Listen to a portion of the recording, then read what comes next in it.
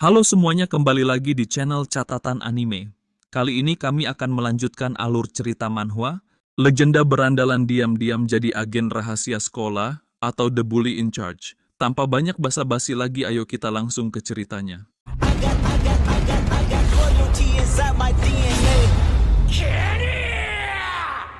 I got loyalty inside my DNA. I got canopies, got war and peace inside my DNA. I got poison, pain, and joy inside my DNA.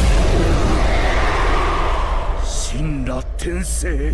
Adegan berganti. Kini tampak suasana di dalam sekolah begitu tenang. Di tengah ketenangan itu, Daegun menyesuaikan letak kacamatanya dengan gerakan kecil namun penuh kewaspadaan. Tatapannya menyipit, seolah sedang menelusuri sesuatu yang mencurigakan. Dalam hatinya ia bertanya-tanya, kenapa Minsu memakai kacamata hari ini? Setelah beberapa detik berpikir, ia akhirnya bertanya, Minsu, kacamatamu itu tidak ada kameranya kan? Pertanyaan itu membuat Minsu tersentak. Ia terdiam sesaat, menatap Daegun dengan ekspresi bingung.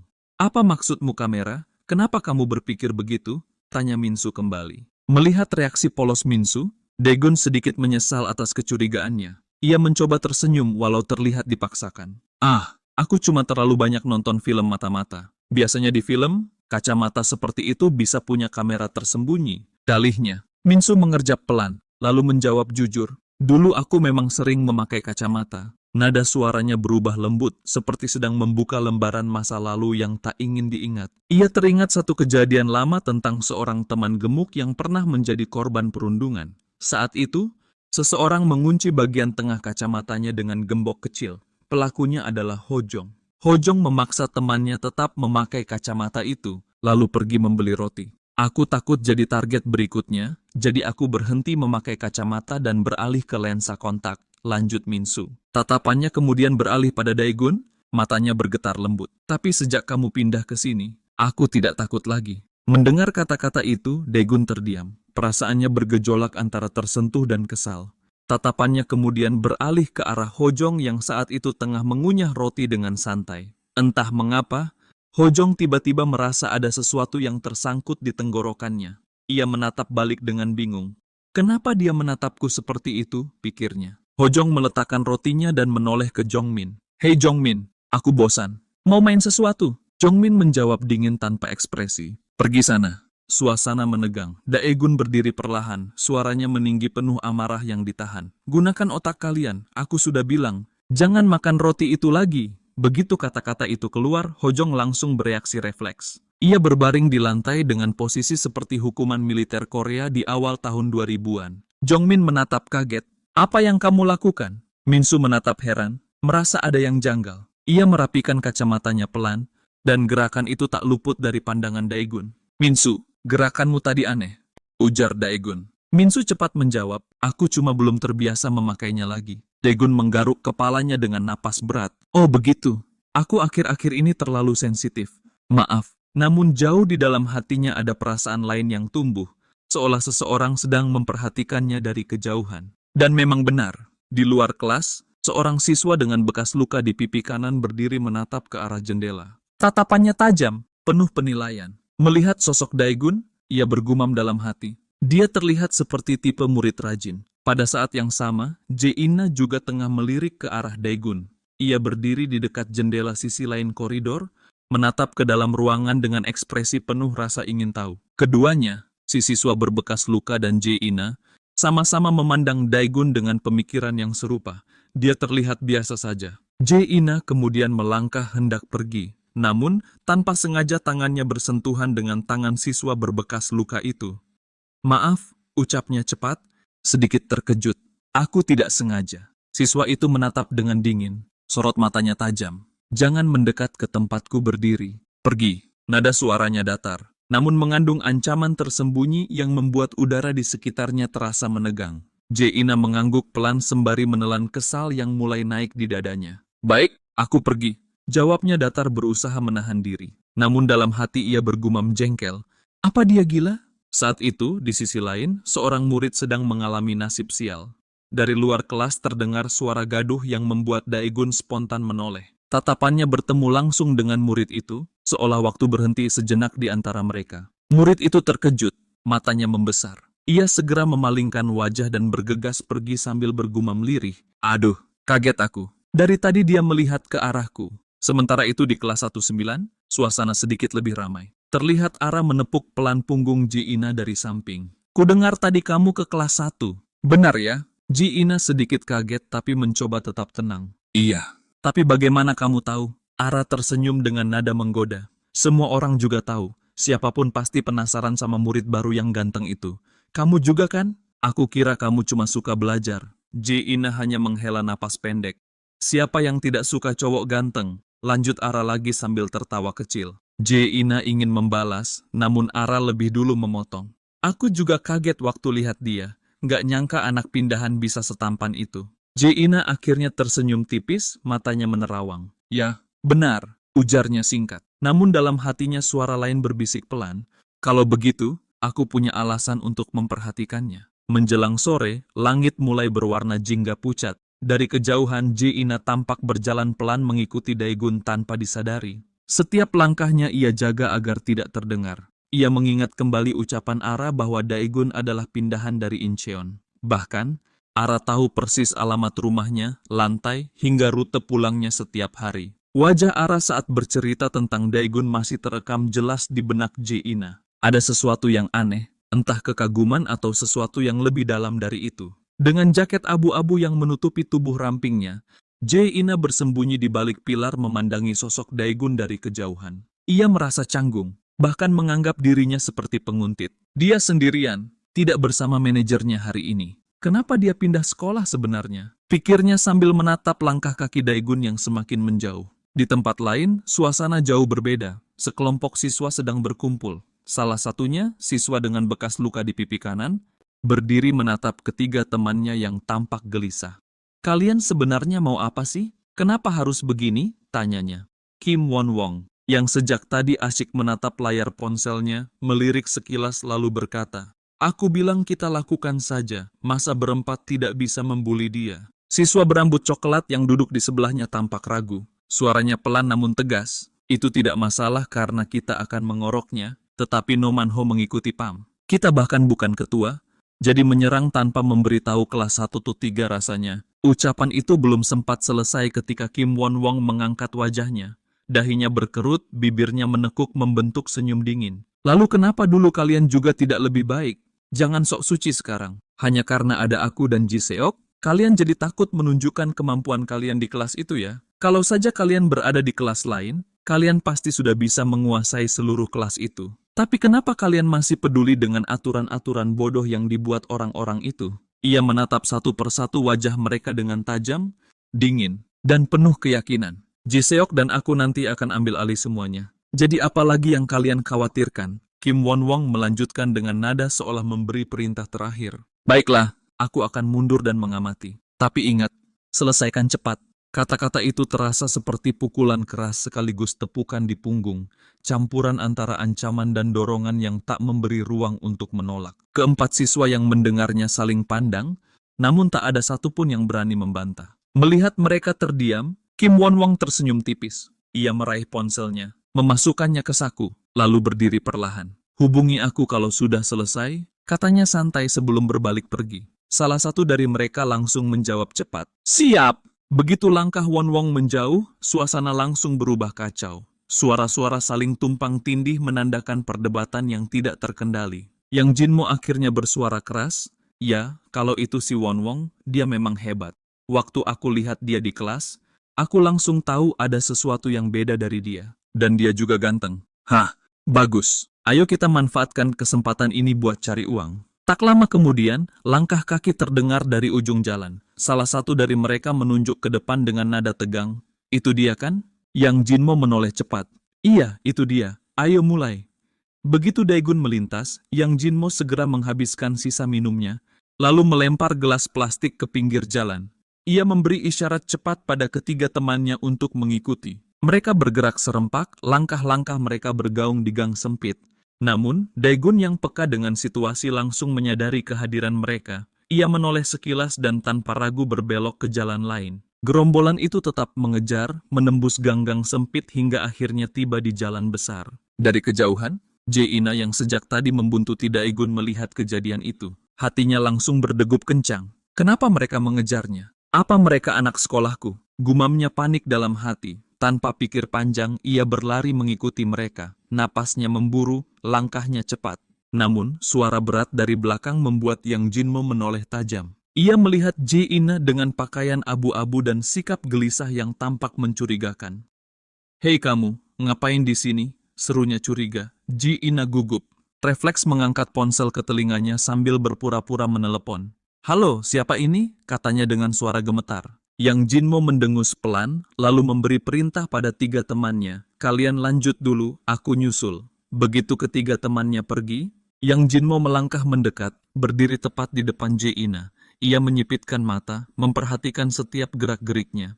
"Jujur, dari tadi kamu ngikutin aku ya?" Jaina panik, tangannya gemetar. "Tidak, aku cuma lewat sini," jawabnya terbata. Tatapan Yang Jinmo berubah perlahan, seolah baru menyadari sesuatu. Ia memperhatikan wajah Jaina lebih saksama, dan tiba-tiba matanya melebar. "Hei, kamu gadis yang nabrak aku sore tadi kan?" Suaranya kini terdengar lebih lembut, tapi di dalam dirinya, Yang Jinmo sedang bergolak.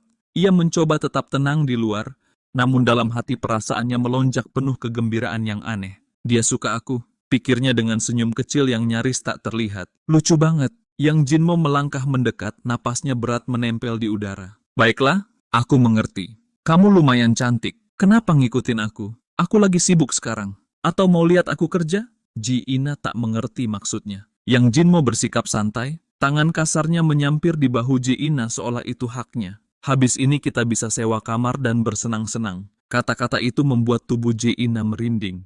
Instingnya menolak. Ia mendorong Yang Jinmo menjauh dengan tenaga yang gemetar. "Dasar mesum, menjauh dari aku." Tak mendapat apa yang diinginkan, Yang Jinmo berubah marah. "Dasar kamu." Ia melangkah maju, mengangkat tangan seolah hendak memukul. "Kamu suka aku, makanya ngikutin kan? Masih sok jual mahal." Jaina menutup wajahnya dengan tangan, panik. "Tidak benar." Sinar hina muncul di bibir Jaina. "Kamu mirip gorila." Belum sempat ia mundur sempurna, terdengar teriakan keras yang menarik perhatian ketiga temannya. Mereka langsung menoleh. Daegun juga ikut menoleh. Yang Jinmo menutup matanya, mengeluh, "Ah, mataku perih. Apa yang kamu lakukan?" Jaina menggenggam semprotan parfum dengan tangan yang gemetar. "Kamu memaksaku melakukan ini." 3 anak buah Jinmo mendekat penuh ancaman. Salah satu bertanya kasar, "Siapa ini?" Yang Jinmo menjawab dengan nada marah, "Cewek gila ini nyemprot mataku." Mereka memandang Jaina dari ujung kepala sampai ujung kaki dengan pandangan penuh penghinaan. "Dari sekolah yang sama, lebih baik aku peringatkan sebelum kamu kena hajar. Serahkan saja barang itu dan ikut kami sekarang." Jaina yang ketakutan menggenggam semprotan parfum itu lebih kuat. Ia tergagap mencoba membela diri. "Tunggu, tunggu. Dia yang salah di sini." 2 siswa lain semakin mendekat, langkah mereka mengancam. Salah satunya meledek, "Kami tidak peduli kalau kamu perempuan. Ikut saja dengan kami." Jaina mundur 1 langkah. Suaranya melemah namun tegas mencoba mempertahankan jarak. "Jangan mendekat, aku akan semprot." Suasana tegang itu seketika terhenti ketika sebuah suara lain memecah kebekuan. "Kalian sedang apa?" Daegun muncul. Tanpa banyak yang menyadari, ia telah berdiri di belakang mereka. Tangan dimasukkan ke saku, tubuhnya yang tinggi dan tatapan dingin seperti kilat beku membuat semua orang terdiam. Di mata Jaina, Daegun kini tampak seperti penyelamat. Air matanya hampir tumpah. Dalam hati ia bertanya-tanya dengan harapan yang ragu, "Murid baru? Apa dia datang untuk menolongku?" Daegun menatap tajam dengan suara tegas. Ia kembali bertanya, "Aku tanya sekali lagi, kalian sedang apa?" 2 murid itu menatap balik dengan sikap menantang, lalu berteriak bersamaan, "Urusanmu apa? Pergi sana." Murid berambut botak di antara mereka ikut menimpali dengan nada kasar, menambah panas suasana. Namun, di tengah ketegangan itu terdengar isak tangis lirih. Yang Jinmo terus menangis sambil memegangi kepalanya. Wajahnya dipenuhi kebingungan dan penyesalan. "Kenapa? Kenapa ini terjadi?" isaknya. Salah satu dari mereka menjawab dengan nada menyalahkan, "Daegun yang mulai bicara duluan pada kami. Kebetulan saja dia lewat sini." Daegun mengangkat kepalanya perlahan, menatap satu persatu wajah mereka. Tatapannya menusuk, suaranya berubah dingin dan penuh tekanan. "Maksudku, kalian sudah mengikutiku sejak tadi bukan?" 2 murid itu menepis tuduhan dengan santai, seolah tak peduli. "Bukan, jangan salahkan kami." Daegun lalu menunjuk ke arah lain. Nadanya tetap tenang, namun berisi ancaman terselubung. Aku juga punya urusan. Bagaimana kalau kita pindah tempat? Yang Jinmo, yang masih mengusap matanya yang merah, menjawab lirih. Baik, ikut kami. Sementara itu, Jaina hanya terdiam dengan pikiran kusut.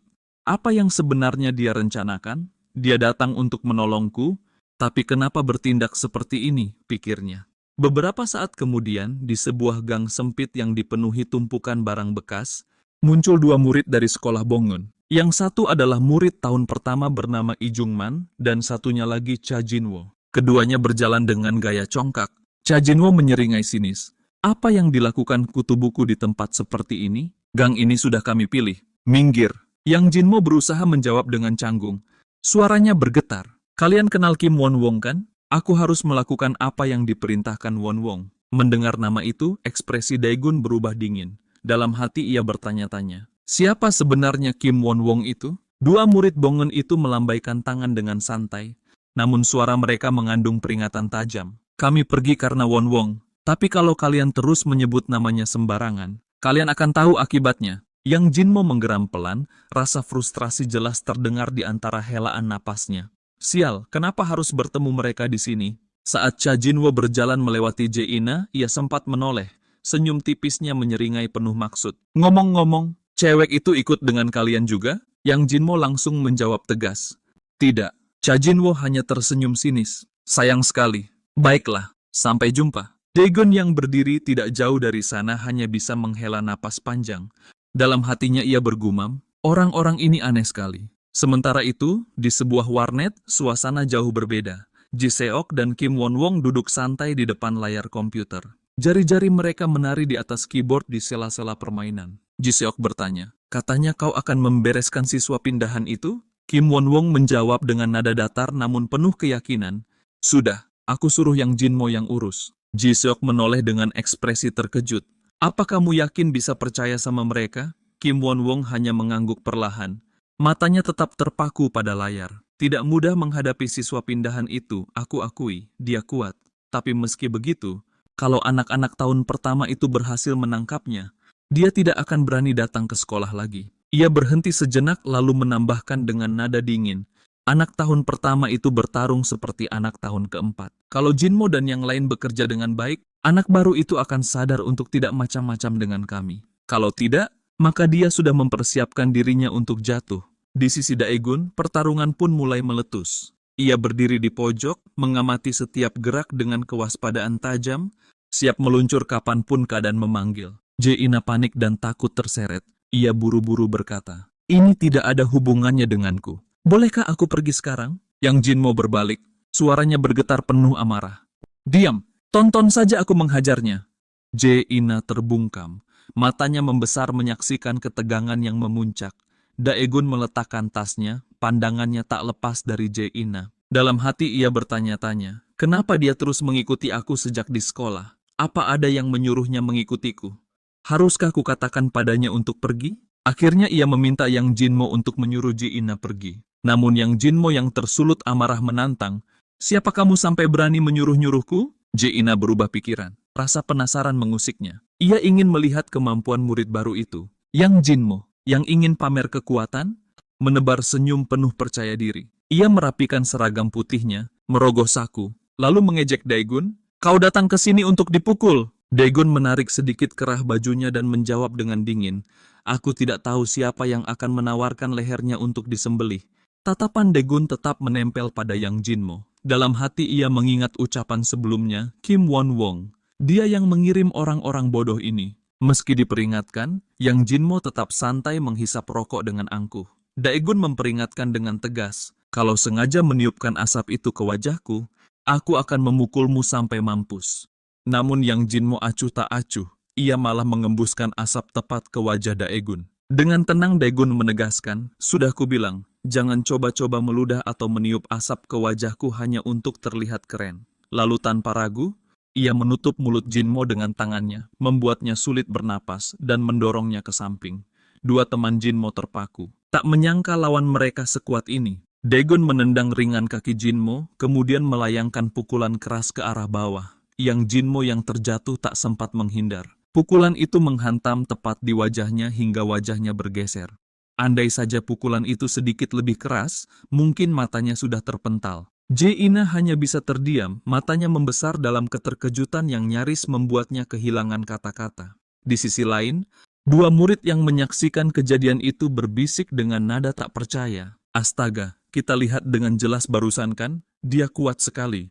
Aku tidak tahu kalau dia semenakutkan itu. Daegun berdiri perlahan, tubuhnya tegak dan penuh wibawa. Suaranya terdengar datar namun dingin menusuk. Karena kalian tidak mau mendengarku, lihat sekarang. Kalian semua tahu, ini pasti akan terjadi. Dua teman Jinmo menggertakkan gigi, saling berpandangan dengan tekad bulat yang dipenuhi ketakutan. Dalam hati mereka berpikir, kalaupun kami tidak bisa mengalahkannya, Kim Won-wong pasti akan menghajar kami nanti. Jadi lebih baik serang saja sekarang. Dengan pikiran itu, keduanya serempak maju menyerang Daegun. Namun, begitu berdiri di hadapannya, langkah mereka justru terhenti. Tubuh mereka membeku. Keberanian yang tadi dibangun perlahan menguap. Pria berambut coklat berbisik gugup, "Kenapa tidak maju?" Si botak yang di sampingnya mendesak kesal, "Cepat, kau maju dulu." Tapi yang lain justru ragu. Napas mereka tersengal menahan cemas. Daegun menatap mereka dengan senyum sinis di sudut bibirnya. "Apa yang kalian lakukan? Bukankah kalian yang memanggilku ke sini untuk bertarung? Baiklah, biarkan aku yang mulai." Begitu kata terakhir terucap, kakinya melesat. Ia sempat melirik si botak, namun tangannya menghantam wajah pria di sebelahnya. Si botak terkejut, gerak tipu, ke timur berpura-pura, ke barat menyerang. Ia langsung menerjang dengan tinju terangkat tinggi, tapi Daegun dengan mudah menghindar dan bergeser ke arah pria berambut coklat di belakangnya. Pria itu membeku, pikirannya kosong. Ini tamat sudah, pikirnya. Tinju Daegun mendarat telak di wajahnya, mengirim tubuh itu terlempar beberapa meter sebelum jatuh pingsan tak berdaya. Daegun menoleh dingin ke arah dua orang yang tersisa. Si botak menelan ludah, mencoba menegakkan bahu.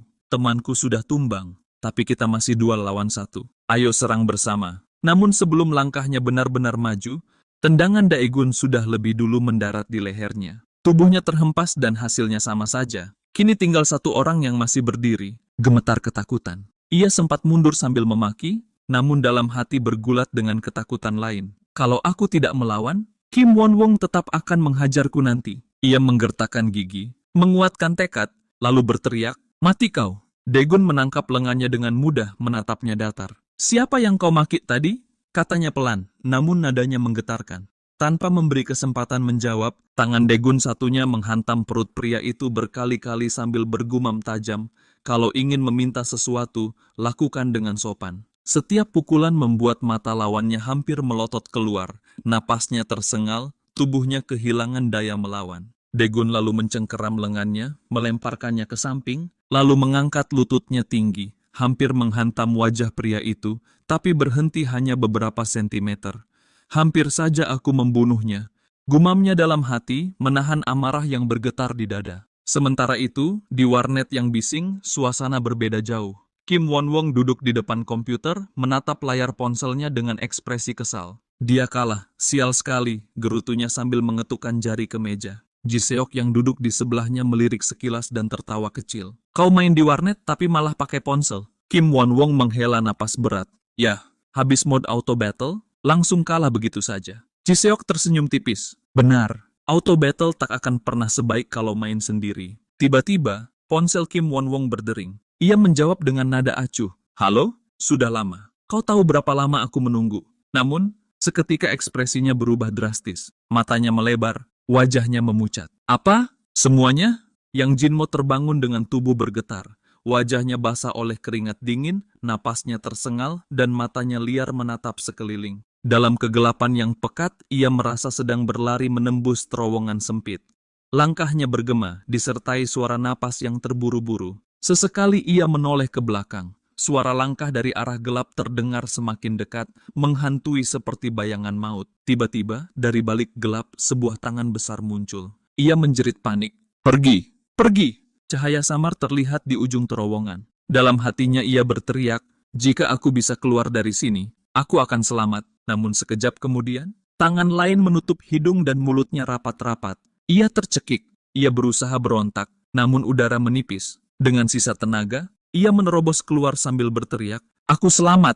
Begitu mendongak, sosok besar berdiri di depannya. "Daegun, Dengan tubuh tegap dan tatapan tajam, tinju Daegun sudah terangkat tinggi. Yang Jinmo membeku di tempat, wajahnya pucat pasi. Kenapa murid baru itu ada di sini? Pikirnya ketakutan. Tinju itu turun dengan cepat. Bangun, bangun! Suara itu menggema samar. Yang Jinmo tersentak bangun, air liur menetes di ujung bibirnya. Ia terengah-engah, menyadari semuanya hanyalah mimpi buruk. Namun, di hadapannya, wajah Daegun terlihat jelas sedang menatap dingin dari jarak dekat. Kau sudah bangun? Tanya Daegun datar. Ia melirik ke sekeliling. Teman-teman Jinmo masih terkapar. Masing-masing memegangi tubuh mereka yang kesakitan. Daegun berdiri tegap. Suaranya menggema penuh perintah. Berdiri. Berbaris. Tatapan tajam itu menyapu mereka satu persatu. Kalian mengeroyokku seperti gerombolan pengecut? Hah? Dari kejauhan, seseorang diam-diam merekam saat Daegun menghadapi 4 orang sekaligus. Di sisi lain, Cha Jinwo bertanya tak percaya.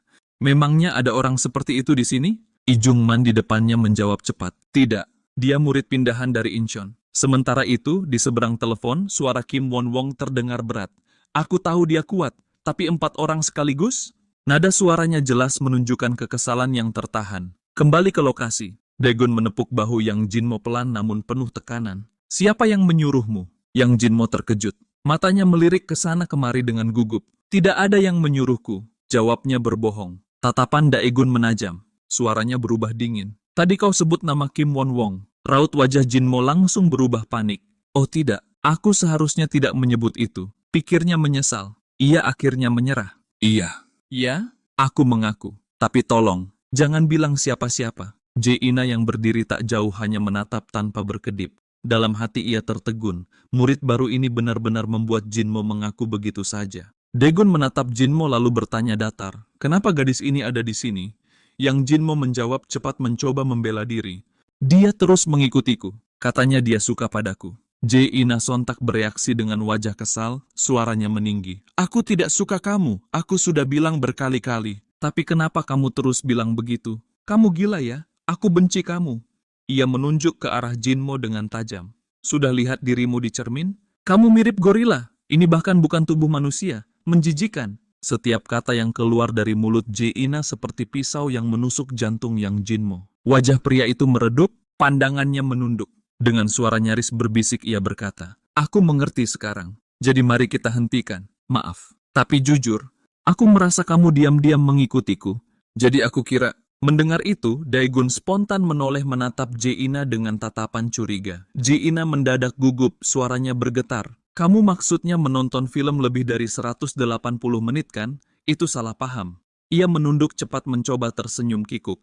Tidak, sungguh, aku berkata jujur. Setelah hening beberapa detik, ia berbalik melangkah pergi sambil berkata lirih. Aku tidak suka terlibat dalam situasi kekerasan seperti ini. Jadi, aku pergi sekarang. Tak ada seorang pun yang menahan langkahnya. Jae-ina segera keluar dari tempat itu, melangkah cepat seolah ingin menjauh sejauh mungkin dari segala kekacauan. Saat hendak pergi, ia berpapasan dengan seorang pria muda yang berdiri di depan, tampak tenang dengan tangan di saku. Ia melewatinya tanpa sepatah kata pun, hanya menunduk dan terus berjalan. Setelah beberapa langkah, Jae-ina bergumam pelan, semua orang di sini seperti preman. Menakutkan sekali. Cha Jinwo tidak mengalihkan pandangannya. Ia menatap punggung Jae-ina yang menjauh lalu tersenyum tipis. Jadi bagaimana menurutmu?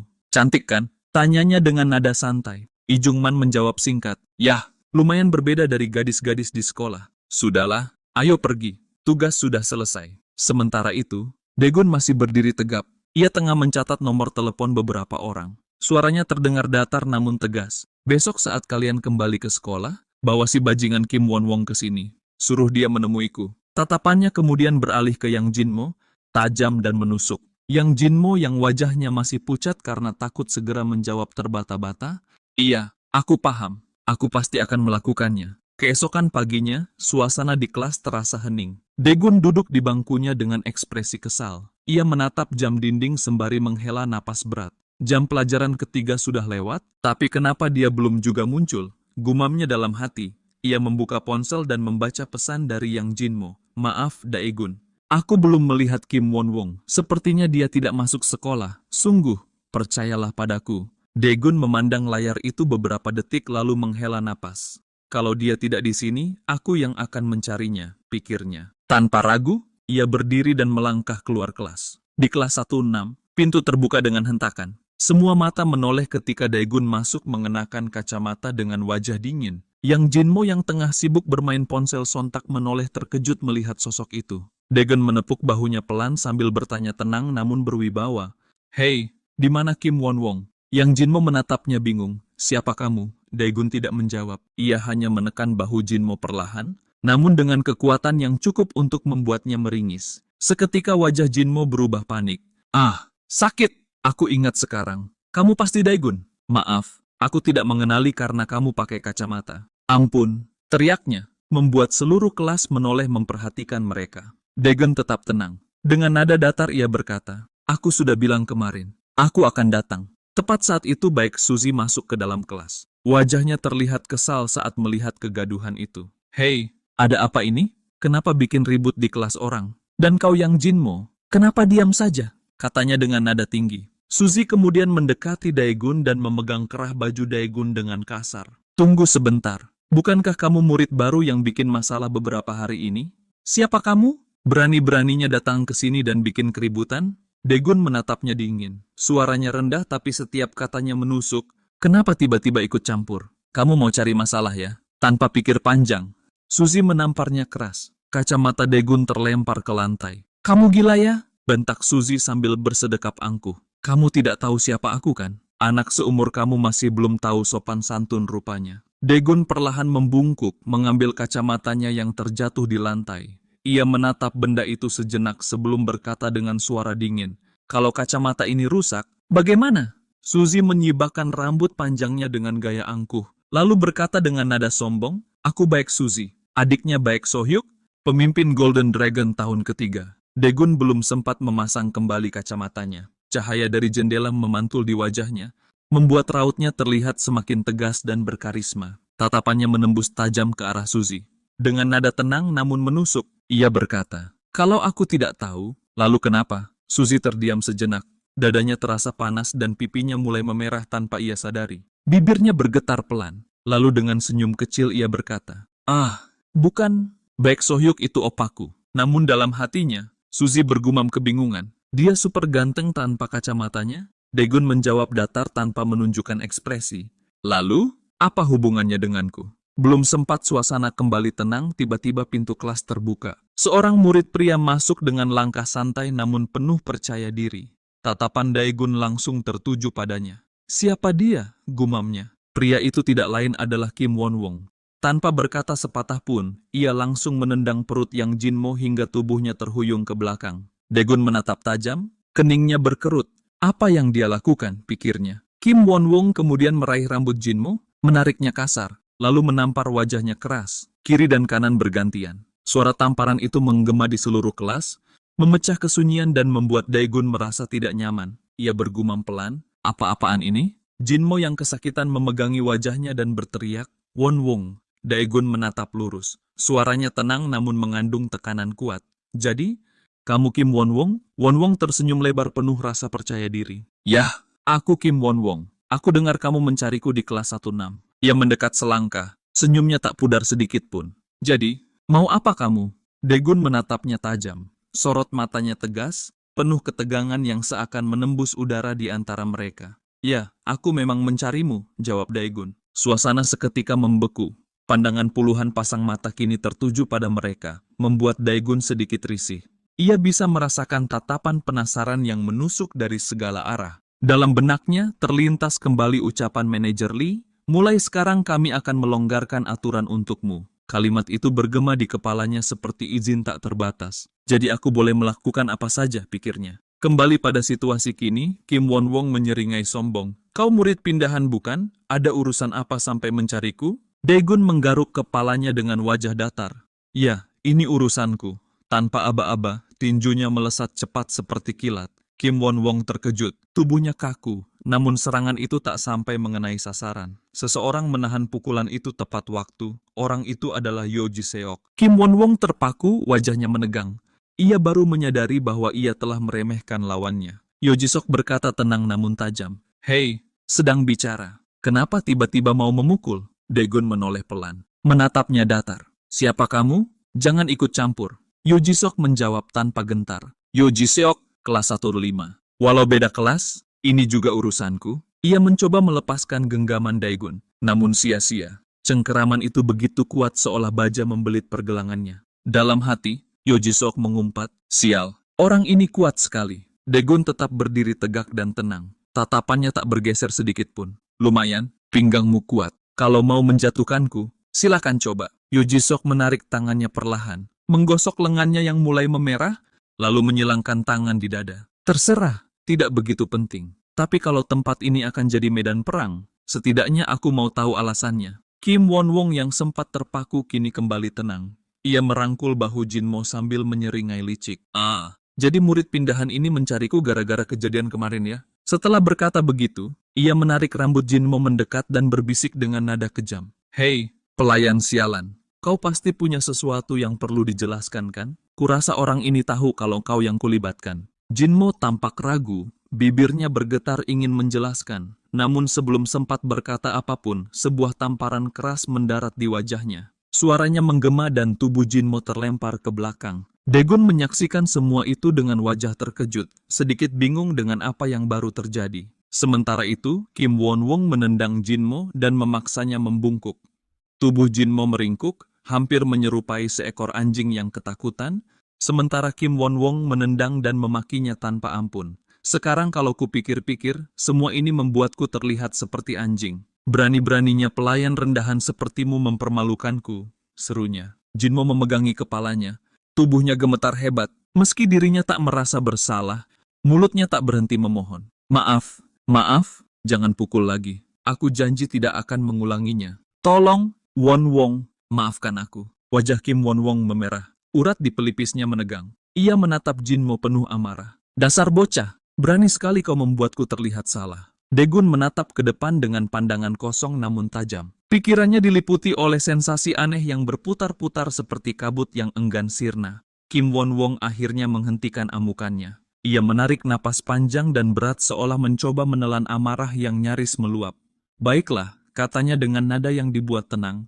Ini salahku karena tidak bisa mengendalikan anak-anak ini. Tatapannya lalu bergeser ke arah Daegun, menajam seperti pisau yang mengiris udara. Bagaimana mungkin seseorang sepertimu menyerang orang tak bersalah tanpa bukti? Aku tidak melakukan apa-apa, tapi karena kesalahpahaman ini, aku merasa sangat terhina. Dahi Daegun berkerut. Bukti? Katanya pelan namun tegas. Ia menyilangkan tangan, menatap Jinmo yang kini duduk di lantai, terengah-engah dengan wajah penuh luka dan debu. Siapa yang benar di sini? Aku memang tidak punya bukti. Kim Won-wong memutar badannya, menatap Jinmo dengan pandangan dingin dan kejam. Tangannya terangkat lagi, siap melayang. Berhenti berpura-pura kesakitan. Dasar bajingan, apa yang pernah kau lakukan untuk keluargamu? Hah? Yo Ji-seok berpura-pura menengahi. Suaranya dibuat tenang namun penuh ironi. Won-wong, tenanglah, aku tahu kau sedang kesal. Lalu ia menoleh pada Daegun, berusaha terdengar bijak. Bagaimanapun juga, kau salah paham. Kami tidak peduli soal peringkat atau hal semacam itu. Jadi sebaiknya kau juga tidak ikut campur. Tiba-tiba Kim Won-wong berseru, memberi isyarat dengan nada santai seolah tak terjadi apa-apa. Ayo, waktunya masuk kelas. Daegun mengusap kepalanya pelan, mencoba menenangkan diri. Dia benar, pikirnya. Dalam situasi ini aku tidak bisa berbuat banyak. Dengan napas berat, ia berbalik dan melangkah pergi meninggalkan tempat itu dengan hati yang belum tenang. Kim Won-wong menatap punggungnya yang menjauh dan tersenyum sinis. Bagus, kerja yang rapi. Yo Ji-seok membalas datar. Ya, tadi aku cuma menguji. Dia benar-benar kuat. Seperti yang kau bilang, sebaiknya kita jangan hadapi dia secara langsung. Kim Won-wong mengeluarkan ponselnya, membuka daftar kontak, dan menatap layar dengan pandangan tajam. Baiklah, hanya ada satu cara tersisa. Kali ini harus berhasil. Di sisi lain, di dalam kelas 1-1, suasana berjalan seperti biasa. Guru sedang mengajar di depan, suara kapur berderit di papan tulis, namun Daegun tak mendengarkan sedikit pun. Pandangannya kosong, pikirannya berputar tanpa henti. Orang di balik semua ini pasti Kim Won-wong, pikirnya. Tapi bagaimana mereka bisa memutarbalikan keadaan seperti ini? Sejak Kim Won-wong mulai menyerang Jinmo dan si bajingan Yo Ji-seok dari kelas 5 ikut campur, mereka terus menyangkal kalau Won-wong lah dalang di balik semua ini. Jadi, meskipun aku mengalahkan orang yang mengaku tidak peduli dengan peringkat, aku hanya akan terlihat seperti penjahat. Ia menghela napas dalam, menatap meja di depannya. Jinmo lagi-lagi jadi korban, selalu dia yang dipukul. Karena korban sulit diidentifikasi, penyelidikan internal juga terhambat. Alasannya, karena mereka adalah pemimpin para preman. Di depan kelas, guru masih melanjutkan penjelasannya tentang sejarah perang. Suaranya bergema monoton, namun mengandung makna dalam. Penting untuk menekankan bahwa alasan itu sangat penting, katanya. Tentu saja orang bertarung demi kepentingannya sendiri, tapi tetap harus ada alasan untuk membenarkannya. Kata-kata itu membuat Daegun terdiam. Matanya menatap kosong ke papan tulis. Dalam hatinya ia mengulang pelan. Alasan-alasan, guru melanjutkan dengan tenang. Baiklah, sekarang kita akan membahas alasan-alasan yang digunakan untuk membenarkan perang. Daegun mendengarkan dengan saksama dari bangkunya, bergumam pelan dalam hati. Orang ini membantuku mencari solusi. Kebetulan sekali. Di sudut terpencil sekolah, 1 orang, 2 orang, 3 orang, 4 orang masing-masing mendapat 1 pukulan di wajah. Hanya Jinmo yang mendapat tambahan 1 pukulan di pipi sebelahnya. Sial, kenapa aku yang kena 2 kali? Pikirnya. Kim Won-wong mondar-mandir sambil menggenggam ponsel, mengumpat tanpa henti. Dasar idiot. Melawan 1 orang saja tidak bisa. Jinmo membatin, kenapa tidak kau pukul saja sendiri? Namun yang keluar dari mulutnya hanyalah kata-kata penyesalan. Maaf Won-wong, Daegun bukan tipe orang yang bisa dibodohi begitu saja. Kim Won-wong berbalik, menatap sinis sembari memegang telepon. Tutup mulutmu, bentaknya. Jinmo segera menjawab patuh. Iya. Di ujung telepon, Lee Jung-man mengangkat dan bertanya. Halo, Won-wong, ada apa? Lee Jung-man berjalan sembari memberi perintah kepada anak buahnya. Aku akan angkat telepon. Kalian lanjutkan saja. Penasaran? Ia bertanya lagi. Aku penasaran apa yang terjadi kemarin. Kim Won-wong menjelaskan singkat dan dingin. Kita harus kumpulkan geng Jinwo. Awalnya aku mau urus sendiri, tapi tidak ada yang beres. Kalian hajar saja orang itu sampai babak belur. Nanti aku yang urus sisanya. Lee Jung-man menjawab mantap. Dia kuat, tapi kita banyak orang. Pasti bisa mengatasinya. Di samping Lee Jung-man, Jinwo memberi isyarat seakan ingin menyela. Lee Jung-man berkata kepada Won-wong. Jinwo mau bicara sama kamu. Won-wong balik bertanya. Jinwo, ada apa? Lalu ia menengok ke arah Jinmo, menyinggung tentang gadis kemarin itu. Hei, Jinmo, siapa yang dia maksud? Mendengar nama itu, keringat dingin langsung menetes di dahi Jinmo. Wajah Jae-ina kemarin menerjang ingatannya seperti bayangan yang tak mau pergi. Apa hubungannya dia dengan semua ini? Pikirnya. Dengan terbata ia bertanya, tapi kenapa dia? Apa hubungannya dengan masalah ini? Kim Won-wong mendengus penuh hambar. Maksudmu kenapa dia? Ya urus saja dia. Dari ujung telepon, Cha Jinwo berbicara belak-belakan tanpa sopan. Ya, gadis itu tipeku. Sementara kalian urus murid pindahan itu, aku akan bersenang-senang dengannya sebentar. Suaranya disertai senyum aneh yang hampir menyeramkan. Kim Won-wong tertawa kasar dan terbahak-bahak. Haha, ini akan seru. Baiklah, akan kubawa dia juga. Iya baiklah, sampai ketemu, jawab Kim Won-wong menutup panggilan. Mendengar rencana itu, Jinmo tak bisa menyembunyikan kebingungan dan kecemasannya. Apa maksudnya ini? Apa hubungannya Jae-ina dengan semua ini? Gemetar di hatinya makin nyata. Kim Won-wong lalu memerintah dengan dingin. Kau dengar sendiri kan? Dia ingin kita membawa gadis itu juga. Jinmo mengerutkan dahi, bergumam dalam hati dengan tegas. Tidak, aku tidak bisa membiarkan dia terlibat. Keringat dingin mulai menetes dari pelipis Jinmo. Ia berdiri kaku, pikirannya berputar cepat mencari jalan keluar. Lalu, sebuah ide menyelinap di kepalanya. Ia terdiam beberapa detik, menatap kosong sebelum akhirnya teringat sesuatu mengenai aturan sekolah. Kecuali kau bertarung dan menang melawan ketua kelas dari kelas tertentu, kau tidak bisa mengambil alih kelas itu atau mencari gara-gara dengan murid-muridnya. Ia berpikir sejenak, menimbang risiko dan kemungkinan sebelum akhirnya memutuskan untuk memberitahu Kim Won-wong. Won-wong, gadis itu ada di kelas 19. Kalau begitu, Lee Sung-hun yang jadi ketua kelas pasti tidak akan tinggal diam. Lapornya. Namun Kim Won-wong menjawab dengan tenang. Lee Sung-hun tidak masalah. Dia belum membayar uang perlindungan. Jinmo menggaruk kepala, tampak canggung sekaligus khawatir. Kim Won-wong kemudian mengingat sesuatu. Aku pernah bertemu dengannya. Tampangnya seperti kutub buku, ia terkekeh kecil penuh kesombongan. Meskipun dia benar-benar ketua kelompok kutub buku yang cuma berhasil masuk kelas 19 karena nilai ujian, setelah insiden ini aku akan menelan kelas 19 sepenuhnya. Jadi, jangan khawatirkan omong kosong seperti itu. Pastikan saja kau membawa 2 orang itu ke sini. Jinmo menggaruk kepalanya lagi, kali ini lebih gelisah. Oh oke, katanya setengah hati dengan suara yang hampir tak terdengar. Begitu percakapan itu berakhir, ia menunduk lesu dan mengeluh dalam hati. Sial, bagaimana aku bisa membawa dua orang itu sekaligus? Singkat cerita, di kelas 1-1, tiba-tiba terdengar suara keras. Jinmo menunduk berlutut di depan Daegun dan berkata, "Aku benar-benar minta maaf atas apa yang terjadi kemarin." Daegun duduk di hadapannya. Nada suaranya tenang namun tegas saat mengingatkan Jinmo yang kini berlutut di depannya. "Hei, apa yang kau lakukan? Kau malah membuatku terlihat buruk," katanya datar. Jinmo menunduk dalam-dalam, suaranya gemetar namun keras. "Maaf, hal seperti ini tidak akan terjadi lagi." Sementara itu, di bagian belakang kelas, kelompok Manho mulai berbisik-bisik, rasa ingin tahu mereka membuncah. Jongmin berbisik cepat, "Ku dengar kemarin Daegun sendirian mengalahkan Jinmo dan 3 anak buahnya." Manho terkejut. "Apa dia tidak pakai senjata?" Tanyanya tak percaya. Hojong yang mendengar langsung berseru tanpa menahan diri, "Dia benar-benar legenda." Jongmin menambahkan dengan nada kagum, "Sial, aku ingin sekali dekat dengannya. Tapi bagaimana caranya ya?" Hojong hanya menggeleng pelan. "Aku tidak tahu. Kita bahkan hampir tidak pernah punya kesempatan berinteraksi dengannya." Di depan, Daegun berdiri menatap Jinmo yang masih berlutut.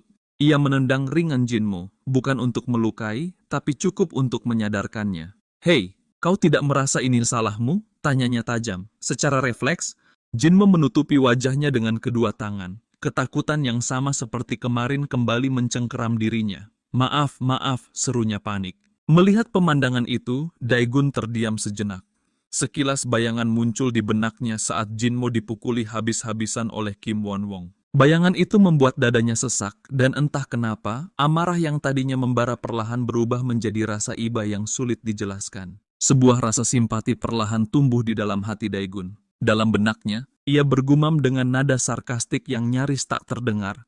Dasar bajingan ini ternyata kadang juga bisa kasihan. Ia menjatuhkan diri di kursi dengan santai, lalu menatap Jinmo yang masih berdiri kikuk di depannya. Dengan nada ringan namun tetap mengandung wibawa, Daegun berkata, "Istirahat saja Yang Jinmo." Jinmo segera menurut, gerak-geriknya tampak canggung namun patuh.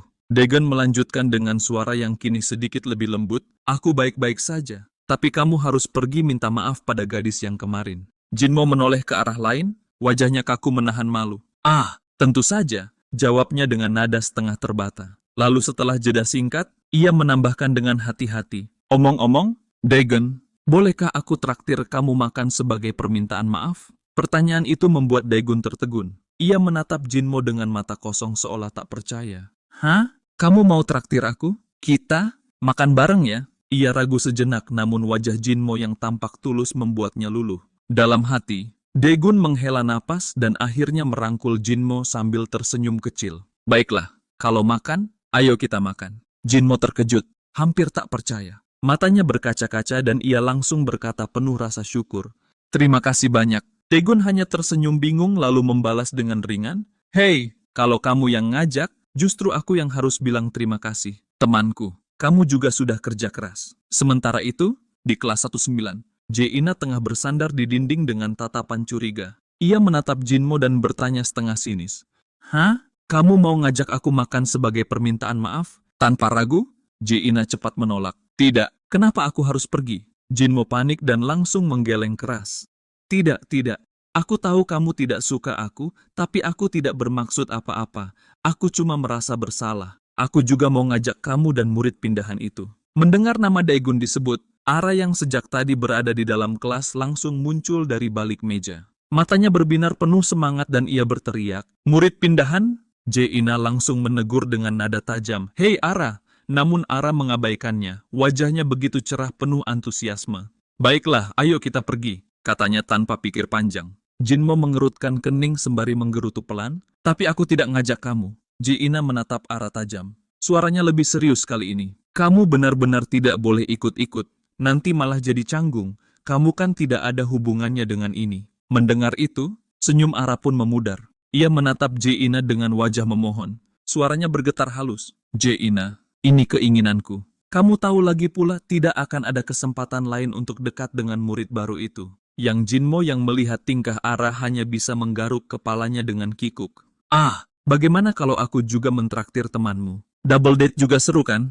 Ujarnya dengan nada bercanda yang canggung. Tatapan tajam Ina langsung menusuk ke arah Jinmo, membuat pria itu seketika kehilangan kata-kata. Ngomong apa sih aku barusan? Ucapnya tergagap, buru-buru mencoba memperbaiki suasana. Ina memejamkan mata sejenak berusaha menahan kesal, sementara Ara menatapnya penuh harap. Ina memang sulit menolak wajah memelas temannya. Setelah menarik napas panjang, Ina akhirnya menyerah. Baiklah, ini memang bukan ide terbaik. Tapi oke, aku setuju. Seketika suara sorak-sorak kecil terdengar dari sekitar mereka dan seseorang berseru, "Ya, Ina memang yang terbaik." Jinmo hanya tertawa canggung. "Baiklah, aku akan datang setelah sekolah," katanya akhirnya. Begitu melangkah pergi, Jinmo menepuk dahinya keras-keras. Dalam hati ia mengumpat pelan, "Sial, apa yang aku lakukan barusan? Kenapa aku sampai berpikir kita benar-benar akan makan bersama? Aku benar-benar bodoh ngajak cewek yang bahkan gak ada hubungannya sama ini semua. Sekarang aku harus bagaimana?" Saat ia berjalan melewati lorong, seseorang menabraknya dari samping. Ternyata itu adalah Minsu. Jinmo langsung mengenalinya sebagai teman sebangku Daegun. Seketika sebuah ide berkilat di benaknya. Mereka berdua cukup dekat, bukan? Di sisi lain menjelang akhir jam sekolah, seorang junior SMA Bonggon bertanya pada Ijungman dengan nada ragu. "Hei, ini urusan internal Gomryong. Kamu yakin kita boleh ikut campur? Lagi pula, Wonwong bahkan gak ikut kita." Ijungman menjawab dengan nada dingin. "Justru karena itu Wonwong harus sembunyi di belakang kami. Di permukaan, ini memang bukan urusan kita. Tapi murid pindahan itu pasti tahu kalau semua ini ulah Wonwong." Ia tersenyum tipis. "Dan kalau kami mengepungnya, dia nggak akan punya tempat berdiri lagi. Kalau itu terjadi, dia hanya punya dua pilihan, pindah sekolah atau keluar." Matanya menyipit penuh ambisi. "Begitu kami ambil alih Gomryong, Wonwong akan bantu kami kuasai SMK Bonggon. Itu keuntungan besar bagi kita." Suara deru motor memenuhi udara sore. Beberapa murid yang melintas di depan mereka menatap takjub. Semua anggota geng itu naik motor, mengenakan seragam longgar dengan wajah penuh kesombongan. "Jujur saja, aku ingin berhenti jadi orang belakang layar. Tapi kalau mau naik ke permukaan, kita harus memastikan satu hal, murid baru itu harus dihancurkan." Menjelang senja, Jinmo, Daegun, Ina, dan Ara berjalan santai. Daegun melirik ke arah Ina yang berjalan di sampingnya, pikirannya berputar. "Kombinasi aneh apa ini?" gumamnya dalam hati. Sementara itu, Ina sendiri merasa tidak nyaman. Ia menunduk dengan wajah yang sedikit memerah. "Aduh, kenapa rasanya canggung sekali?" Berbeda dengan keduanya, mata Ara hanya terpaku pada punggung Daegun. Dalam hati ia berteriak girang, "Aku nggak percaya aku benar-benar akan makan teteokbokki bareng murid baru itu. Cepat juga ya." Namun begitu mereka sampai di ujung jalan, Daegun memperhatikan bahwa semua kedai di sana tampak sudah tutup. Ia menatap Jinmo dengan dahi berkerut. "Hei, kamu salah jalan. Lihat tuh, semuanya sudah tutup. Kamu yakin kita mau makan teteokbokki di tempat seperti ini?" Jinmo terdiam sejenak, wajahnya menegang. "Ano, itu," katanya dengan nada terbata, jelas tidak tahu harus menjawab apa. Ara menambahkan dengan ceria, suaranya berkilau penuh antusiasme, "Tapi restoran enak biasanya tersembunyi di tempat begini. Kadang bahkan tanpa papan nama." Yang Jinmo menggaruk kepala canggung dan menjawab terbata, "Ah, aku paham. Kamu memang tahu tempat makan enak." Ara membalas dengan senyum ringan penuh percaya diri, "Tentu saja aku tahu semua spot enak. Tapi aku kurang yakin ada yang oke di sekitar sini." Matanya melirik sekeliling, suasana di tempat itu terasa aneh. Seolah ada sesuatu yang tak beres. Daegun segera menoleh ke arah Jinmo dan menuntut dengan nada suara tajam, "Hei, apa nama restorannya?" Jinmo terlihat gugup dan ragu, lalu menyebutkan nama tempat itu dengan suara terputus-putus. Daegun membentak dengan nada dingin, "Kamu ngapain? Kenapa gelisah? Kayak mau ngelakuin hal buruk aja." Ia menoleh ke kanan dan melihat sekelompok murid dari sekolah lain berdiri menunggu. Hampir 10 orang. Bukan kebetulan. Mata Daegun menyipit. Ia menatap Jinmo dan memanggil, "Hei, Yang Jinmo." Jinmo langsung roboh berlutut merapatkan tangan seperti orang yang menyerah. Suaranya gemetar. "Aku benar-benar minta maaf. Setelah ini kamu boleh bunuh aku kalau mau. Tapi aku benar-benar nggak bisa mundur. Tolong, kasihanilah aku." Ina menatap Jinmo terkejut, matanya melebar penuh tanya. "Hei, kamu ngapain? Jangan bilang kamu bawa kami ke sini buat ini." Ara juga menoleh pada Ina dengan sedikit ketakutan. "Ina, ada apa ini?" Ina tak menjawab, malah memarahi Yang Jinmo dengan nada kesal. "Kamu benar-benar sampah." Yang Jinmo kebingungan. Ia hanya bisa menunduk terus-menerus minta maaf. "Aku nggak mau melibatkan kalian. Tapi kalau enggak, aku bakal dipukuli sampai mati. Ji Ina mengutuk. Ini apa-apaan sih? Setidaknya jangan bawa-bawa Ara ke sini. Dia nggak ada urusan apa-apa. Dari kejauhan, Cha Jinwo yang menyaksikan Ji Ina marah sedikit tertawa keras. Suaranya penuh ejekan. Wow, lucu banget. Dia kelihatan imut waktu marah. Ijungman melangkah mendekat dengan senyum sinis menatap Jinmo. Tapi bukankah yang berlutut itu anak buah Kim Won Wong? Dia berlutut di depan orang yang bakal dipukuli sampai babak belur. Suaranya meledek. Ia menyorongkan wajahnya dan berteriak, "Hei, gorila, kenapa berlutut? Bukankah kamu yang bawa kami ke sini supaya dia yang berlutut?" Tiba-tiba dari bibir Daegun terdengar ancaman dingin. "Hei, Yang Jinmo, kalau kamu nggak panggil dia, aku yang bunuh kamu setelah ini." Tatapannya menusuk membuat Jinmo berkeringat dingin. Sekelompok pemuda itu mulai sadar pada situasi sebenarnya. Salah seorang menyahut, "Hei, tunggu, itu bajingan yang menang di pertarungan 4 lawan 1. Yang lain mengecilkan, paling dia cuma lawan 4 pecundang. Lihat, gorila itu kelihatan lemah. Kalau dia melawan Bonggun, sudah tamat." Cha Jinwo menanggapi dingin. Anak itu memang menurunkan reputasi Geumryong. Tapi jangan lengah, aku sudah lihat kekuatan dia bukan main-main.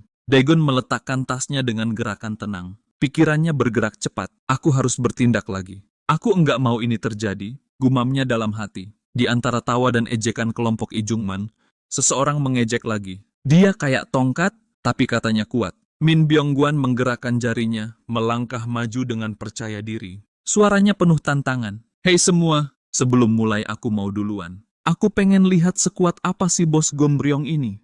Dengan kedua matanya yang juling namun penuh rasa percaya diri, Min Byongguan melangkah maju, menatap Daegun dengan senyum penuh kesombongan. Suaranya menggema lantang, memecah ketegangan udara di antara mereka. "Biar kau tahu, aku pernah masuk peringkat 10 besar di tahun pertama SMK Bongen," serunya. Daegun hanya menoleh pelan, matanya menyapu sekeliling dengan sikap acuh namun tetap waspada. Dalam hati, ia mengumpat dengan geram, "Sial, kita sedang bicara tapi orang ini malah sibuk melirik ke sana-sini." Kesal melihat sikap dingin dan tak tergoyahkan dari Daegun, Min Byongguan pun tak mampu menahan emosinya. Ia berteriak garang hingga suaranya menggema di udara, "Sialan, dasar bodoh. Kau bahkan tidak tahu kemana aku sedang melihat." Namun Daegun tetap tenang. Suaranya rendah, tapi mengandung kekuatan dingin yang menusuk. "Entah kau melihatku atau tidak, aku tidak peduli. Kalau memang mau memukulku, coba saja." Mendengar itu, Min Byongguan mendengus kasar. Ia mengangkat kedua tangannya tinggi-tinggi, lalu berteriak dengan nada menantang, "Aku punya kemampuan khusus. Tak seorang pun tahu tentang ini. Aku bisa melihat lebih jauh dari orang biasa. Kau akan merasakan sendiri pahitnya tatapan mataku." Ia pun melangkah cepat, tubuhnya melesat maju seperti banteng yang kehilangan kendali sembari berteriak penuh percaya diri. "Dasar bocah sombong, pada akhirnya kau yang akan berlutut dan memohon ampun. Jadi, sebelum wajahmu kutampar sampai merah, cepat berlutut sekarang juga." Melihat pemandangan itu, Ijungman yang berdiri di sisi lapangan hanya bisa menghela napas panjang. "Sial, orang ini dulu hampir mempermalukanku," gumamnya. Min Byongguan memang tampak seperti penipu, tapi kata-katanya tak bisa dianggap remeh. Saat Ijungman melawannya dulu, tatapan matanya benar-benar menyulitkan. Seseorang harus fokus penuh untuk bertahan, karena mata itu menyeramkan seperti mata sapi. Itulah yang membuat serangannya sulit dihindari. Memang waktu itu Ijungman menang dengan teknik gulatnya, tapi kali ini ia tidak yakin. Pertarungan ini jelas tidak akan mudah. Namun, sebelum ketegangan sempat mencapai puncaknya, Daegun tiba-tiba bergerak cepat.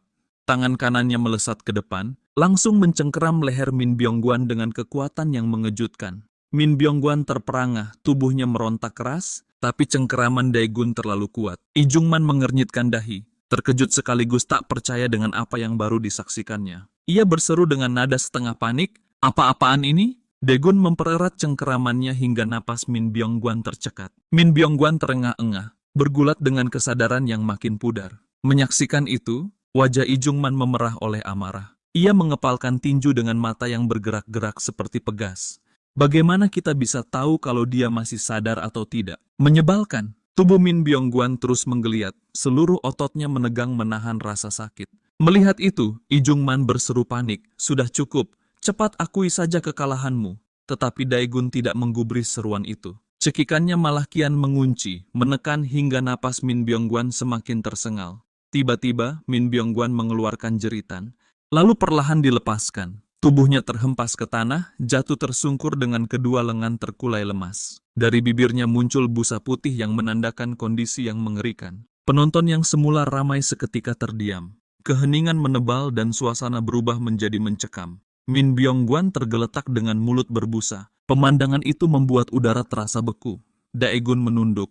Nada suaranya rendah, dingin seperti besi. Kau kira aku akan memaafkanmu hanya karena kau kalah? Kalian datang ke sini untuk membunuhku, bahkan menyeret orang tak bersalah. Kalau kalian terus melewati batas, aku akan melawan kalian semua. Para murid SMK Bongen menahan takut di balik sikap sok garang. Seorang dari mereka menggeram, dasar anjing sok jago. Jangan kira menjatuhkan satu orang berarti sudah selesai. Seorang siswa berseragam abu-abu melangkah maju dengan bibir menyunggingkan sindiran dingin. Bajingan, hei, tidak lihat siapa yang berdiri di depanmu. Apa kau pikir kau orang terakhir yang masih bisa bertahan? Sadarlah, bocah. Daegun menoleh ke arah Ara, lalu menyerahkan tasnya pelan. Tolong pegangkan sebentar, tempat ini berbahaya, lebih baik kau pergi. Begitu Daegun berpaling, imajinasi Ara melesat liar. Ribuan skenario romantis berputar di kepalanya, membuat pipinya mekar memerah. Menyaksikan itu, Jaina menegur dengan nada ketus, "Hei, ini bukan saatnya adegan romansa." Daegun menggerakkan bahu dan memutar lehernya, melakukan pemanasan singkat bak petarung yang menyiapkan diri. Lalu,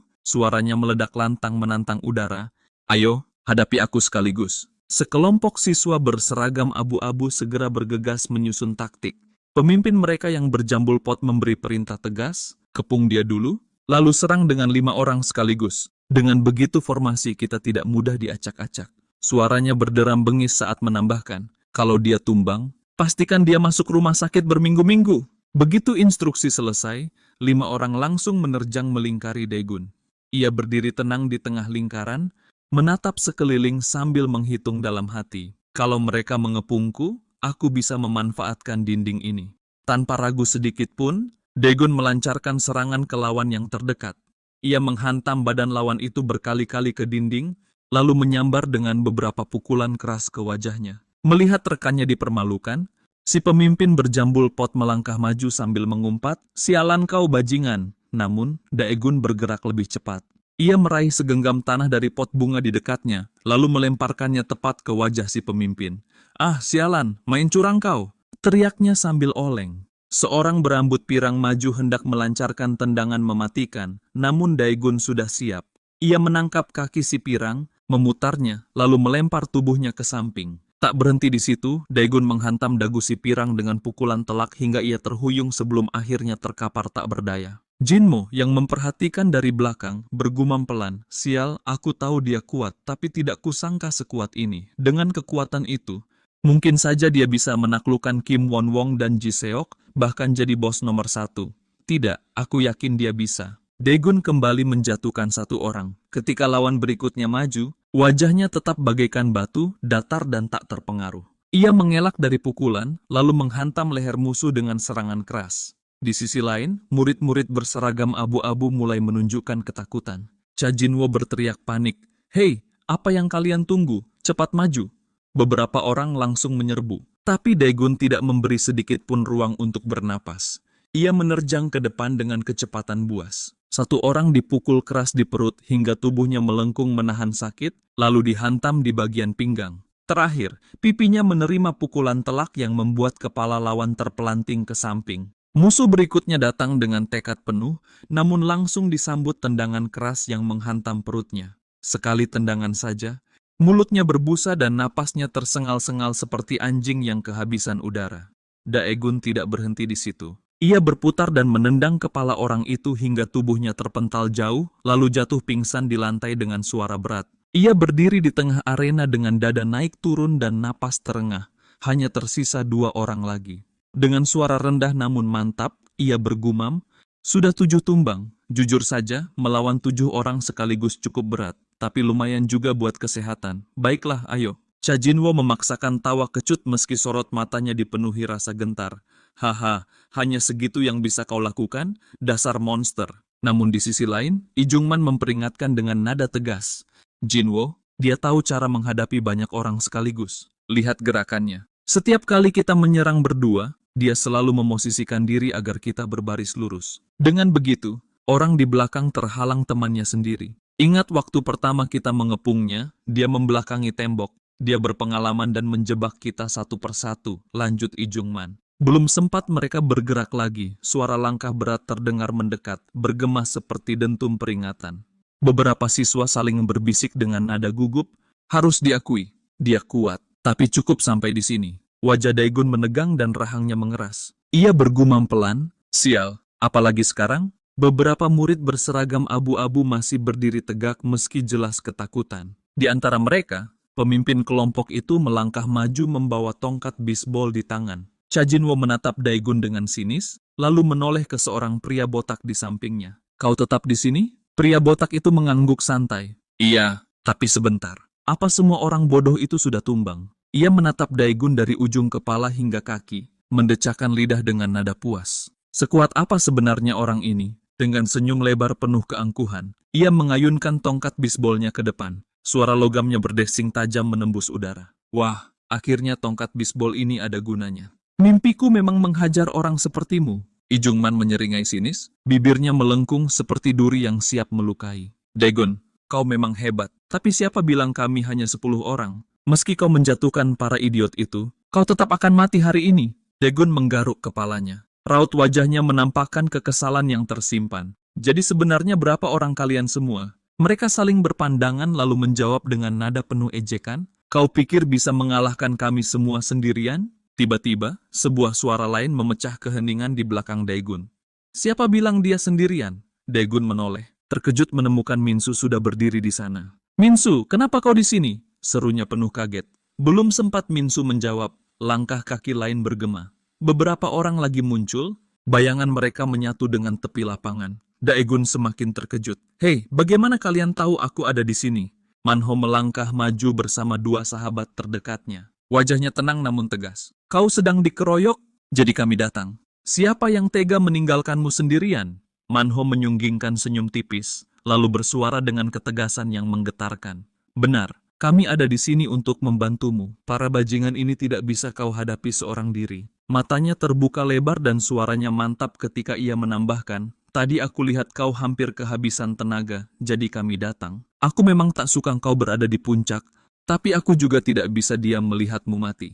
Daegun tampak bingung mendengar ucapan itu. Ia bertanya, bagaimana kalian tahu aku ada di sini? Minsu tiba-tiba melirik ke arah Jinmo dan berseru. Ah, soalnya yang Jinmo bilang. Namun sebelum kata-kata itu selesai, Jinmo buru-buru memberi isyarat agar ia diam. Isyarat itu justru membuat Ijungman makin bingung. Apa maksudmu? Bukannya kau bilang Daegun dalam bahaya? Tapi ya sudahlah, aku sudah di sini. Jinmo menggaruk kepala dengan canggung. Aku cuma bergumam sendiri waktu jalan, tapi dia benar-benar tajam bisa mendengar itu. Wajah Ijungman memerah oleh amarah. Bajingan, semua ini salahmu. Aku sudah tak punya kata-kata lagi. Cepat atau lambat, Kim Won-wong pasti membunuhnya. Ia melontarkan makian sambil menunjuk ke arah Daegun. Dengar baik-baik, aku akan habisi kau sekaligus bajingan itu. Kalian semua tamat. Tekanan itu membuat Jinmo semakin terpojok. Akhirnya ia meledak dan berteriak lantang. Sial, aku dipaksa terus melakukan hal-hal kotor. Aku muak. Aku bukan sampah yang bisa diinjak. Mulai sekarang, aku tidak akan lagi bekerja untuk bajingan sepertimu. Kata-kata itu membuat semua orang terperangah. Manho sigap memanfaatkan celah. Bagus, berarti kau di pihak kami sekarang. Setidaknya satu orang lagi bergabung. Ia memandang situasi dengan tenang sambil menghitung peluang. Di pihak lawan ada 7-8 orang. Yang paling merepotkan jelas dua orang itu, Ijungman dan Jinwo. Setelah berpikir sebentar, Manho memberi instruksi, Daegun, kau urus dua orang itu. Kita fokus melawan sisanya. Dan kau, Minsu, tetap di sini. Minsu mengangguk cepat. Oke, aku memang tidak bisa bertarung. Lebih baik aku di sini saja. Manho mendesak kesal dan berkomentar. Cepat sekali kau setuju. Sementara itu, dari kubu lawan mulai terdengar analisis sinis. Si rambut merah itu mantan ketua geng mereka, tinjuannya masih kuat. Sedangkan pria di sampingnya, Hojong, kelihatan berusia 40-an. Memalukan sampai-sampai mereka merekrut orang tua. Daegun tiba-tiba menatap tajam ke arah Manho dan timnya. Terima kasih sudah datang, tapi kalian tidak usah sok jago. Manho menggangkat tubuhnya dengan sikap penuh determinasi. Aku no Manho yang tidak kenal takut, ucapnya tegas. Ia melemparkan tasnya ke tanah dengan gestur tegas lalu bertanya, "Boleh kita mulai sekarang?" Seorang temannya menimpali dengan suara bergetar penuh semangat, "Sudah lama tidak pakai benda-benda ini, biarpun tembok baja menghadang, tetap bisa dihancurkan." Mereka lalu mengeluarkan senjata tersembunyi dari tas. Jongmin menggenggam knuckle dengan pegangan mantap, Hojong menyiapkan kunci Inggris dan Manho memegang pemukul bisbol dengan ekspresi siap tempur. Manho menegaskan dengan lantang, "Kalau di sekolah aku kalah, sekarang di luar sekolah." Tantangannya menggantung bagaikan isyarat perang. Dagon hanya terpaku beberapa detik lalu bergumam dalam hati dengan nada sinis. "Apa-apaan orang-orang ini? Bawa senjata di tas sekolah tapi tetap terlihat seperti murid biasa." Di pihak lawan, si jendut mencibir skeptis. "Kudengar si rambut merah itu master senjata." Sedangkan yang di sampingnya kelihatan siap menebas leher orang. Seorang rekannya mengomel meremehkan. "Apa sih yang kau bicarakan? Dasar wibu gendut. Kebanyakan main game." Namun si gendut tetap ngotot. Suaranya penuh kepastian. "Aku yakin orang itu bahkan bukan seumuran kita." Jongmin mendengar celotehan itu lalu berbisik ke Manho, "Mereka sepertinya sedang membicarakanmu." Manho langsung membalas lantang dengan nada provokatif yang menggema. "Hei, kau yang pegang tongkat bisbol. Kau tahu cara pakainya atau tidak?" Lawan itu merespons dengan sindiran dingin. "Aku cuma tahu cara memecahkan kepala orang dengan ini. Apalagi yang perlu?" Manho membalas dengan ejekan dingin. "Bodoh. Sini biar aku ajari." Orang itu melangkah maju dengan amarah yang meledak. Suaranya kasar. "Bajingan, kalau kau gegar otak, jangan salahkan aku." Manho malah semakin bersemangat, matanya menyala. "Kalau berani, coba saja." Meski sesungguhnya ketakutan, orang itu memaksa diri maju dengan suara gemetar namun penuh ancaman. "Aku akan bunuh kau." Manho membaca gerakannya seperti membaca buku terbuka. Tangan kanan masih pemula, pasti ayunan dari kanan atau tebasan diagonal. Sangat mudah ditebak. Tanpa ragu, Manho menyerang lebih dulu. Ia menaburkan bubuk kapur ke arah lawan hingga orang itu menjerit karena matanya perih. Manho menghantam dada lawannya dengan pukulan keras. "Mati kau bajingan." Pukulan telak itu memaksa lawan memuntahkan sesuatu. Manho menendang titik paling lemah tubuhnya, lalu menutup dengan tendangan pamungkas ke kepala. Tubuh lawan terlempar, terhuyung, lalu terkapar menatap kosong ke langit. Teman-temannya terdiam. Wajah mereka berubah pucat dan kering oleh ketakutan. "Gila, orang ini main kotor," fisik mereka penuh ngeri. Manho justru tersenyum puas dengan dada sedikit mengembang. "Ternyata aku sehebat ini." Gumamnya penuh percaya diri. Ia menatap lawan-lawannya dengan tajam dan menantang. "Bagaimana dengan kalian? Maju sini." 4 orang yang tersisa mulai goyah. Langkah mereka limbung. Bisikan panik terdengar di antara mereka. "Kita kerja sama saja. Pakai jurus 2 pedang." Salah seorang menyarankan dengan terbata. "Ngaco, aku tidak ada waktu buat main-main." Potong yang lain dengan nada panik. Seorang yang mencoba menenangkan berkata, "Kita harus hadapi trik kotornya. Jangan panik." Namun, Manho berteriak garang, suaranya menggema menekan. "Kalau kalian tidak maju, aku yang akan mendatangi kalian. Mau hidup? Berlutut dan minta ampun sekarang juga." Alih-alih tunduk, orang-orang itu pura-pura gagah dan berlari maju sambil mengancam. Dalam hati mereka berbisik penuh kecemasan dan harapan. Kalau kita bertahan sambil menyerang bersama-sama, mungkin kita bisa menang. Sebelum mereka sempat menyelesaikan pikiran panik itu, Manho muncul secepat predator yang menerjang mangsa. Tongkat bisbol di genggamannya melesat dan menghantam sisi tubuh lawan, membuat beberapa dari mereka terpelanting ke udara tak berdaya. Si anak gendut menolak mundur, wajahnya memerah penuh tekad saat ia melangkah maju untuk menyerang. Namun upayanya kandas di situ. Hojong segera mengayunkan kunci Inggrisnya dengan ketepatan mematikan lalu bertanya dingin, "Dari mana kau?" Kunci Inggris itu mendarat tepat di wajah si gendut hingga raut mukanya berubah menahan sakit yang menyengat. Dengan pandangan linglung, ia sempat bergumam, "Kenapa kau tiba-tiba ikut campur di sini?" Belum sempat ia menuntaskan pertanyaan sembrono itu, Hojong yang sudah siaga melesat ke depan. Kunci Inggrisnya siap menghantam kepala si gendut dengan kekuatan yang tidak memberi ampun. Ketegangan makin memuncak. Beberapa dari mereka ketakutan lalu mundur langkah demi langkah. "Orang-orang ini benar-benar gila. Ayo cari senjata." "Aku ada botol soju," ujar salah seorang dengan suara gemetar. "Harusnya ini tidak terlalu berbahaya kan?" Kata yang lain dengan nada panik mencoba menenangkan diri. "Tutup mulutmu, sekarang bukan waktunya berpikir begitu," potong yang lain keras. Namun gagasan itu segera dipatahkan oleh Jongmin yang bertindak cepat. Sebuah pukulan keras membuat lawan terhuyung. Saat Jongmin sibuk menghadapi musuhnya, seorang pengecut mencoba menyelinap dan melancarkan tendangan sambil berteriak, "Mampus kau, sialan!" Namun, sebelum tendangan itu melayang, Jinmo segera menendang penyerang itu sambil berteriak, "Kau yang mampus, sialan!" Daegun hanya bisa berdiri sejenak, menghela napas panjang menatap kekacauan di sekitarnya. "Sial, ini benar-benar kacau," gumamnya getir. Ia melangkah tegap lurus ke arah Ijungman lalu melayangkan tantangan dingin. "Kelihatannya orang-orangmu di sana tidak bisa apa-apa. Kau mau terus berdiri dan berdebat atau datang langsung melawanku?" Ijungman menampakkan gaya percaya diri yang menusuk dan menjawab, "Akhirnya kami yang akan menang. 2 lawan 1 pun aku tidak takut. Tapi biar adil, bagaimana kalau 1 lawan 1? Ijungman begitu yakin dirinya akan menang. Dalam hatinya ia membatin dengan sombong, "Biarpun dia bisa melawan 10 orang sekaligus, aku tetap akan menang selama dia bukan petinju."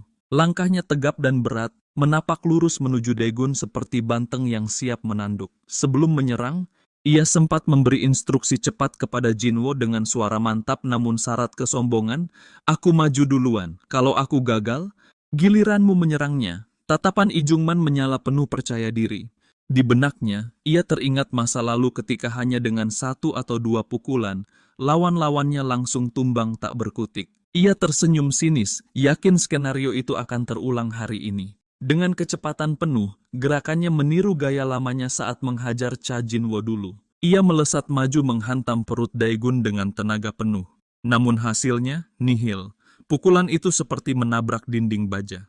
Tidak ada reaksi, tidak ada rasa sakit di wajah Daegun. Seolah tenaga besar itu lenyap tanpa bekas. Ijungman membeku di tempat, matanya membulat tak percaya. Bagaimana mungkin pukulan penuh tenaga bisa tidak berpengaruh sama sekali? Kesempatan itu membuat Cha Jinwo panik. Ia segera maju, menendang ke arah Daegun dengan kekuatan putus asa. Daegun bergerak lincah menghindar, meski beberapa serangan sempat nyaris mengenai tubuhnya. Akhirnya, dalam kekacauan gerak itu, Daegun terkepung dari belakang. Ijungman memanfaatkan celah sekecil mungkin, memeluk tubuh Daegun erat dari belakang dengan tenaga penuh. Ia berseru dengan keyakinan mutlak, "Kau tamat! Kau tahu apa artinya ditangkap dari belakang dalam gulat? Itu akhir segalanya." Daegun sempat kehilangan keseimbangan, kakinya goyah di atas tanah. Ijungman, dengan wajah sombong dan napas yang memburu, justru semakin mengeratkan cengkeramannya sambil menyeringai puas.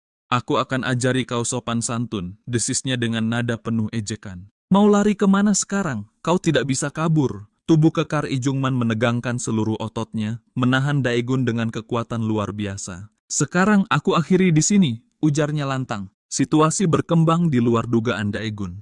Ijungman tiba-tiba mengangkat tubuh Daegun dari tanah dengan tenaga penuh, bersiap melakukan teknik gulat berbahaya, back suplex, sebuah lemparan maut yang bisa mematahkan tulang belakang siapapun yang terkena. Dalam sekejap, Daegun sadar bahwa ini bukan lagi sekadar perkelahian jalanan biasa, ini adalah pertarungan hidup dan mati. Namun justru di tengah bahaya itulah tekad Daegun mengeras. Ia meraih dinding dengan lengannya, jemarinya mencengkeram kuat, berusaha menahan agar tubuhnya tidak terangkat sepenuhnya. Ketegangan memuncak, udara terasa membeku. Ijungman menoleh ke belakang, matanya menyipit tak percaya. "Apa-apaan ini? Kenapa tubuhnya tidak bisa bergerak?" gumamnya heran. Lalu ia menyadari sesuatu. Lengan Daegun menahan di dinding, sebuah strategi licik namun cerdas. Dengan nada geram ia mengumpat, bajingan itu sengaja mendekat ke dinding. Marah karena tidak mau kehilangan kendali, Ijungman berusaha menarik dengan lebih kuat. "Sialan!"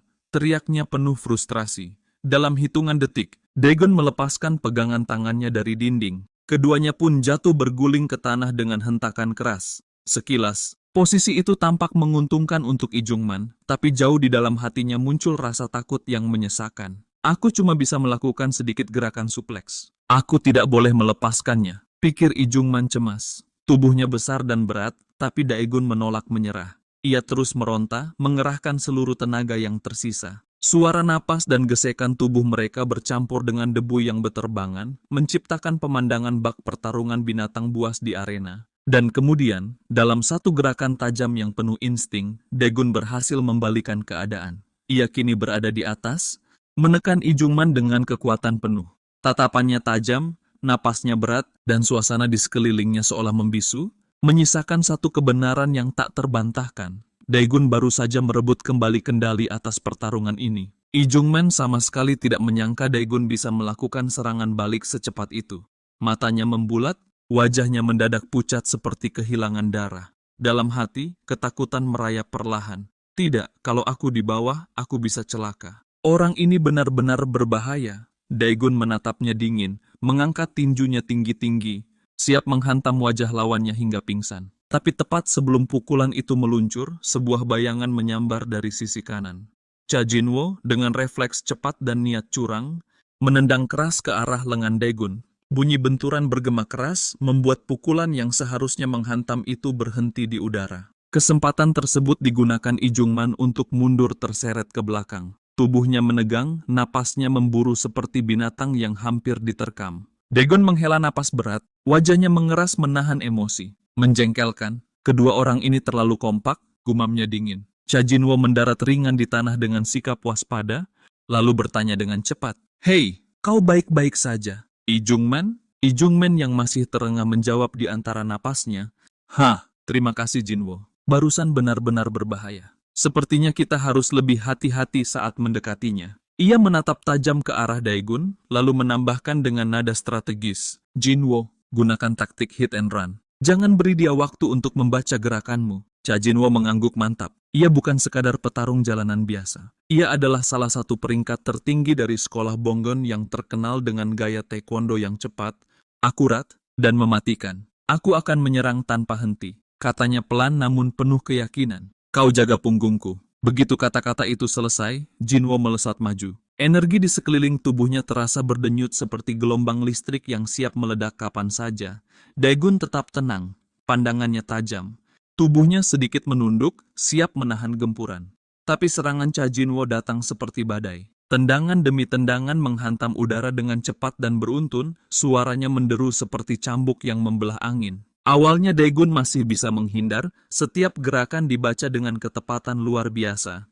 Tapi dalam hitungan detik, Jinwo meningkatkan kecepatannya. Kakinya seolah menjadi bayangan yang tak lagi bisa dihitung dengan mata biasa. Satu tendangan menghantam lengan Daegun dengan keras, membuatnya sedikit terhuyung. Rasa nyeri menjalar cepat, namun Daegun tetap bertahan. Matanya tetap menatap tajam, tak sekalipun berpaling. Di sisi lain, Lee Jungman memperhatikan dengan cemas. Napasnya berat. Keringat dingin menetes di pelipis. "Hei, apa kau yakin ini akan berhasil?" gumamnya. Kalau dipikir-pikir, gaya bertarung Jinwo itu tidak sederhana. Mereka berdua mungkin seimbang.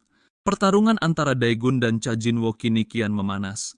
Bagaikan dua singa yang saling mengincar kesempatan untuk mencabik satu sama lain. Udara di sekitar mereka bergetar, dipenuhi dentuman langkah dan embusan napas berat yang membentuk ritme menegangkan. Pada satu momen Jinwo memutar tubuhnya dengan presisi sempurna, melancarkan tendangan berputar 180 derajat yang mengoyak udara seperti cambuk petir. Daegun menatap tajam, matanya berkilat penuh perhitungan. Dalam hati ia bergumam, kekuatan utamanya ada pada tendangan. Kalau begitu, aku harus mempersempit jarak. Namun, Jinwo dengan naluri seorang petarung berpengalaman langsung membaca niat itu.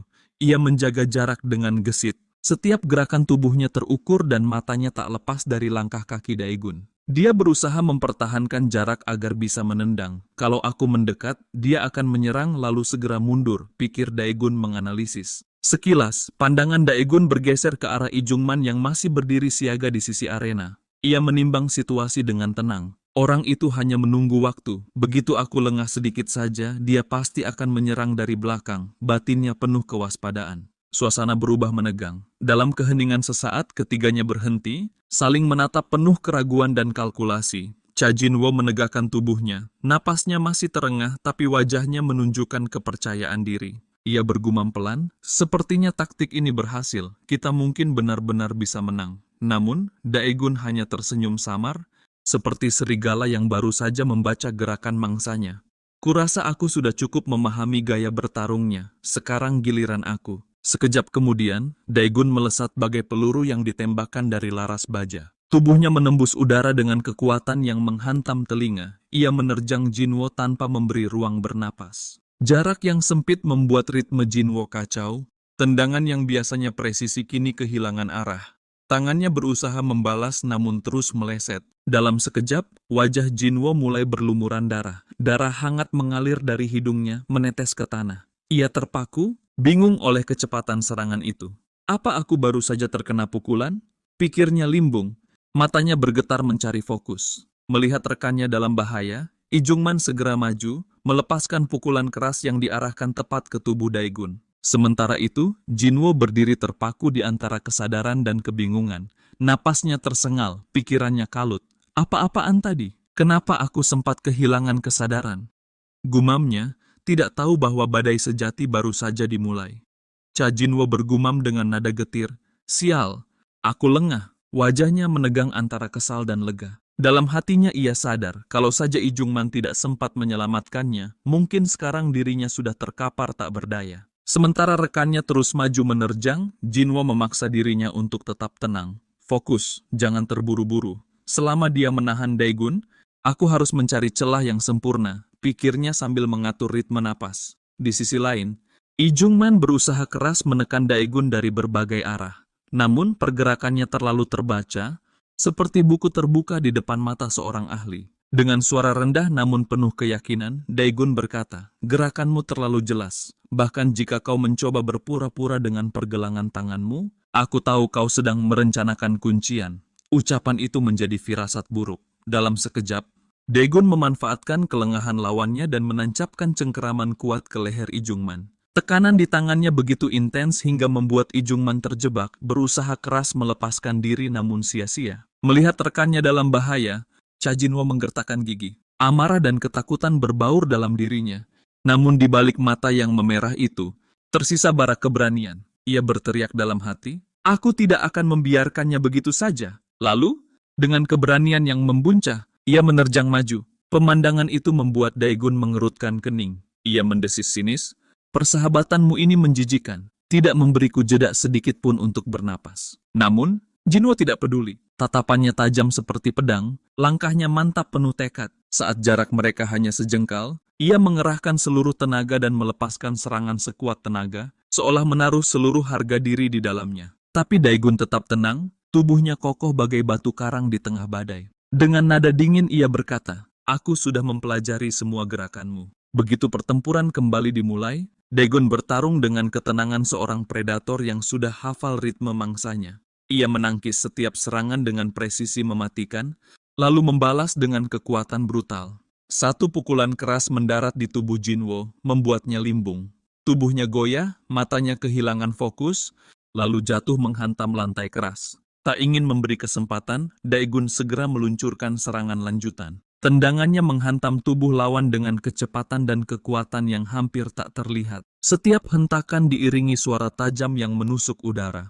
Wajah Jinwo terpuntir menahan sakit, air liur menetes tanpa kendali, napasnya tersengal di antara serangan bertubi-tubi itu. Dengan momentum mengerikan, Daegun segera mengangkat tinjunya tinggi-tinggi, bersiap untuk melayangkan pukulan terakhir. Dan dalam sekejap, pukulan itu mendarat seolah cahaya kilat melintas di antara mereka. Darah muncrat dari wajah Jinwo dan dalam 1 detik tubuhnya ambruk, tidak lagi mampu melawan. Daegun berdiri tegak di atas sisa kekacauan. Darah masih menetes dari tangannya. Pandangannya tajam seperti bilah pedang yang baru saja menuntaskan misinya. Dengan suara datar namun menggema, ia memanggil, hei, yang terakhir di sana, sini, cepat. Cha Jinwo, yang sebelumnya dianggap setara dengannya, kini tergeletak tak berdaya menjadi saksi kekuatan brutal Daegun yang seolah tak manusiawi. Dari kejauhan, Minsu menatap dengan wajah pucat, suaranya bergetar saat berbisik, Daegun, dia benar-benar kuat, seperti karakter utama di webtoon. Namun, Ina yang berdiri di sampingnya langsung menyahut tajam, karakter utama apanya? Sementara itu, Daegun mengibaskan rambutnya perlahan. Napasnya stabil, matanya tetap tajam. Dengan nada tenang yang justru menambah wibawa, ia bergumam, satu sudah beres. Sekarang, di mana yang satunya lagi? Kau sudah bangun? Suara Daegun terdengar datar namun tajam, seperti ujung pisau yang menggores harga diri. Ucapan sederhana itu langsung memercikan bara di dada Ijungman. Perlahan, ia bangkit dengan mata yang memerah, napas tersengal, dan wajah yang diliputi kebencian membara. Sialan, desisnya parau. Daegun melangkah maju tanpa ragu. Setiap tapak kakinya menghantam lantai dengan berat, seperti genderang perang yang menandai akhir perlawanan. Tatapannya dingin tanpa emosi. Sesampainya di depan lawannya, ia berkata datar, "Ayo cepat, aku tidak punya waktu untuk permainan anak-anak." Lalu, dengan senyum sinis yang memotong keheningan, ia menambahkan, "Atau kau mau merangkak ke sini sendiri? Berdirilah." Gigi Ijungman berderak saling bergesek, menahan amarah sekaligus rasa sakit.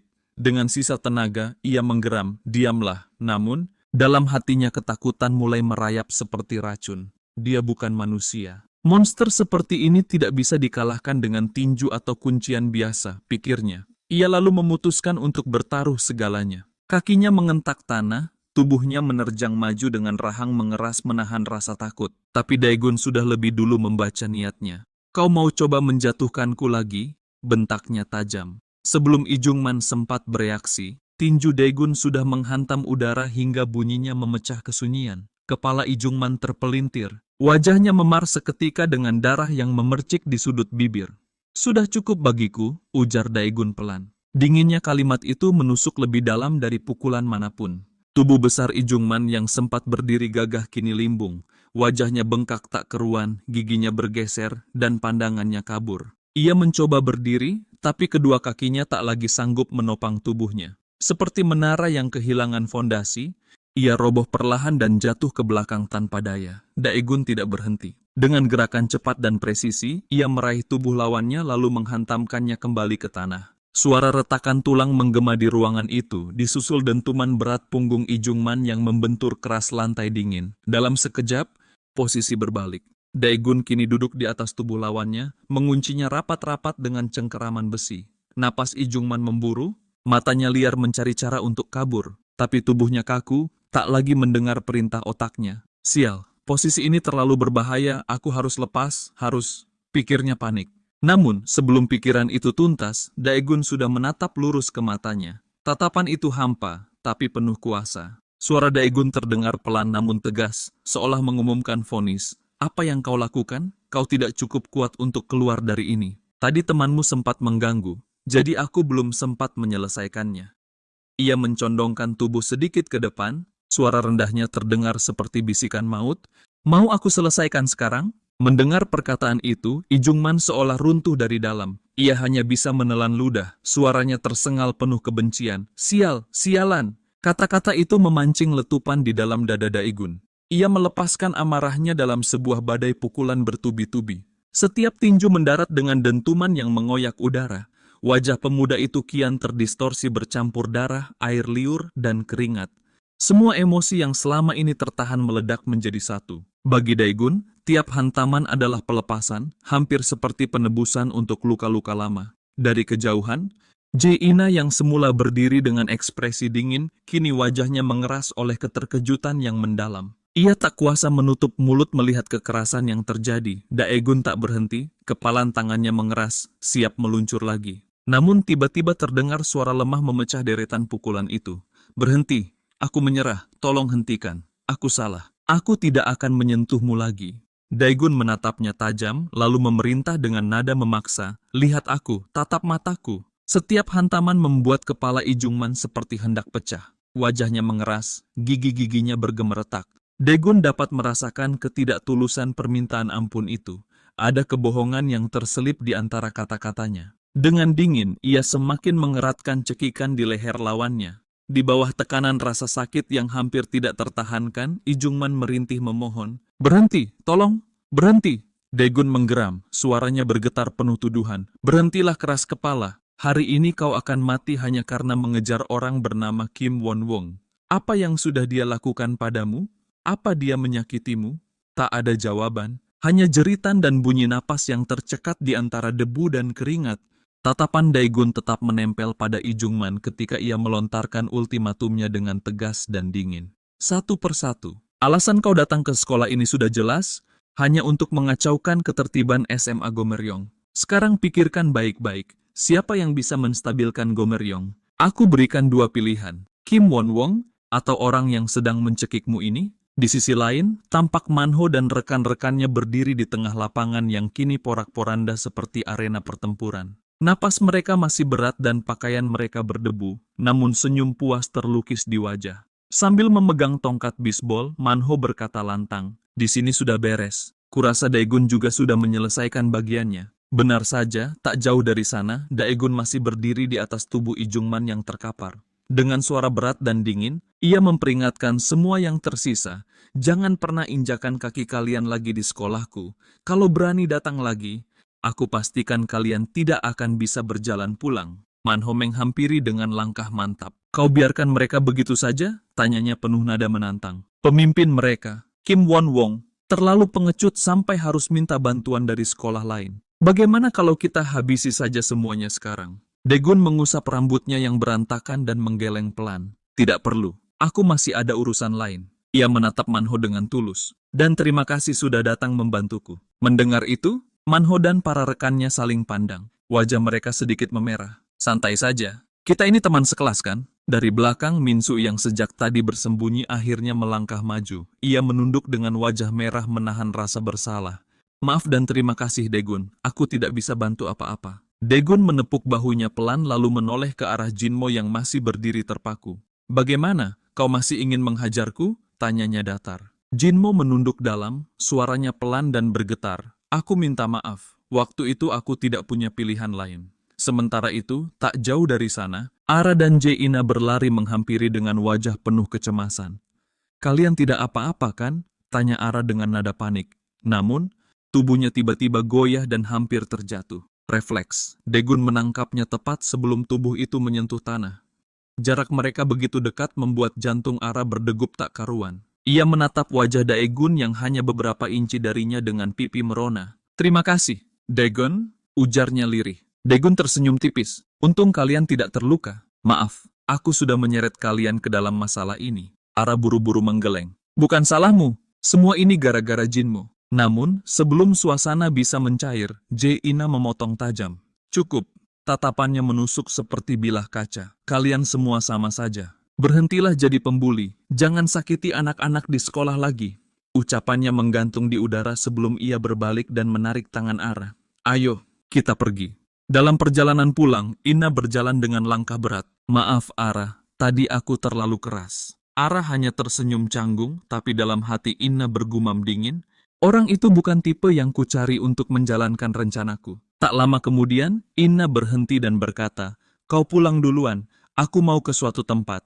Ara menatapnya penuh tanya, kau mau menjenguk Jiwon ya? Ina mengangguk sambil menyibakkan rambutnya pelan. Iya, aku harus menjenguknya hari ini. Ara melambaikan tangan saat Ina perlahan berjalan menjauh. Dalam hatinya gadis itu bergumam, hari ini Ina terlihat lebih sensitif, pasti karena adiknya. Beberapa jam kemudian, di sebuah kamar rumah sakit yang sunyi, Jae-ina duduk di samping ranjang seorang anak laki-laki yang terbaring lemah dengan masker oksigen menutupi wajahnya. Tubuhnya dipenuhi kabel medis, kulitnya pucat seperti porselen. Jae-ina menatapnya dengan mata yang mulai berair. Apa mereka tidak pernah memikirkan akibat dari perundungan mereka? Gumamnya lirih.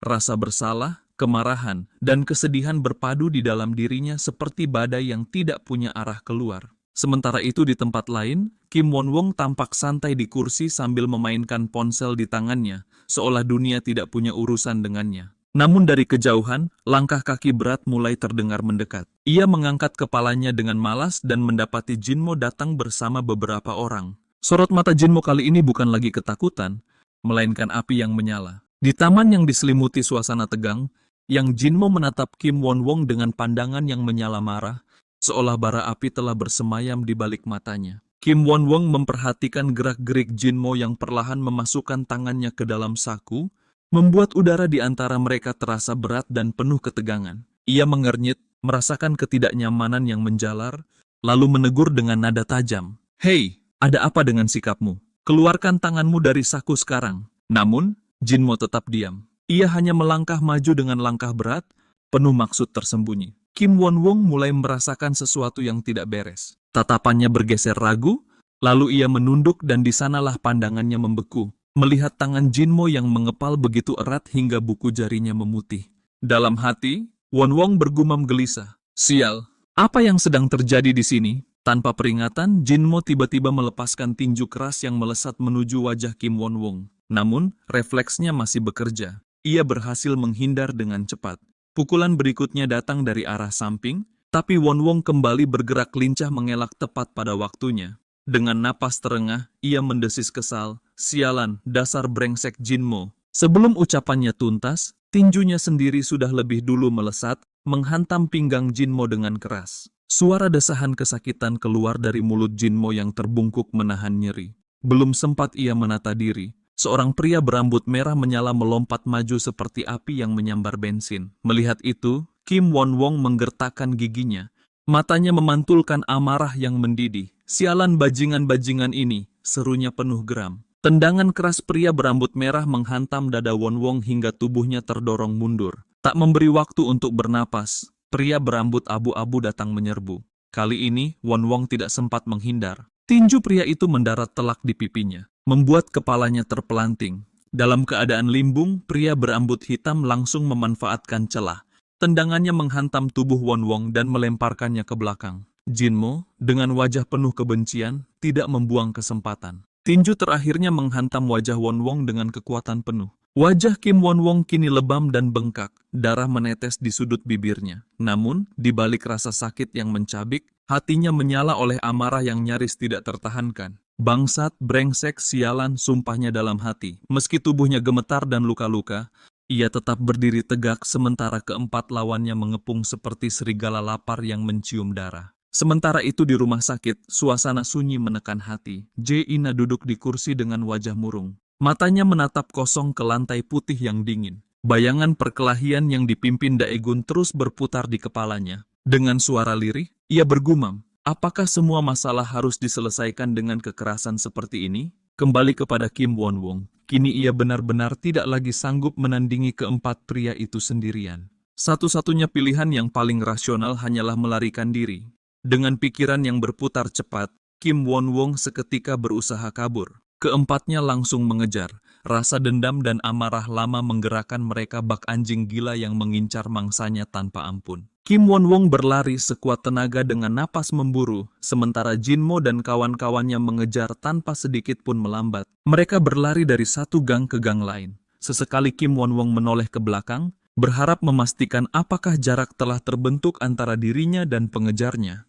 Namun, kakinya tersandung sesuatu dan ia nyaris terjerembab jatuh.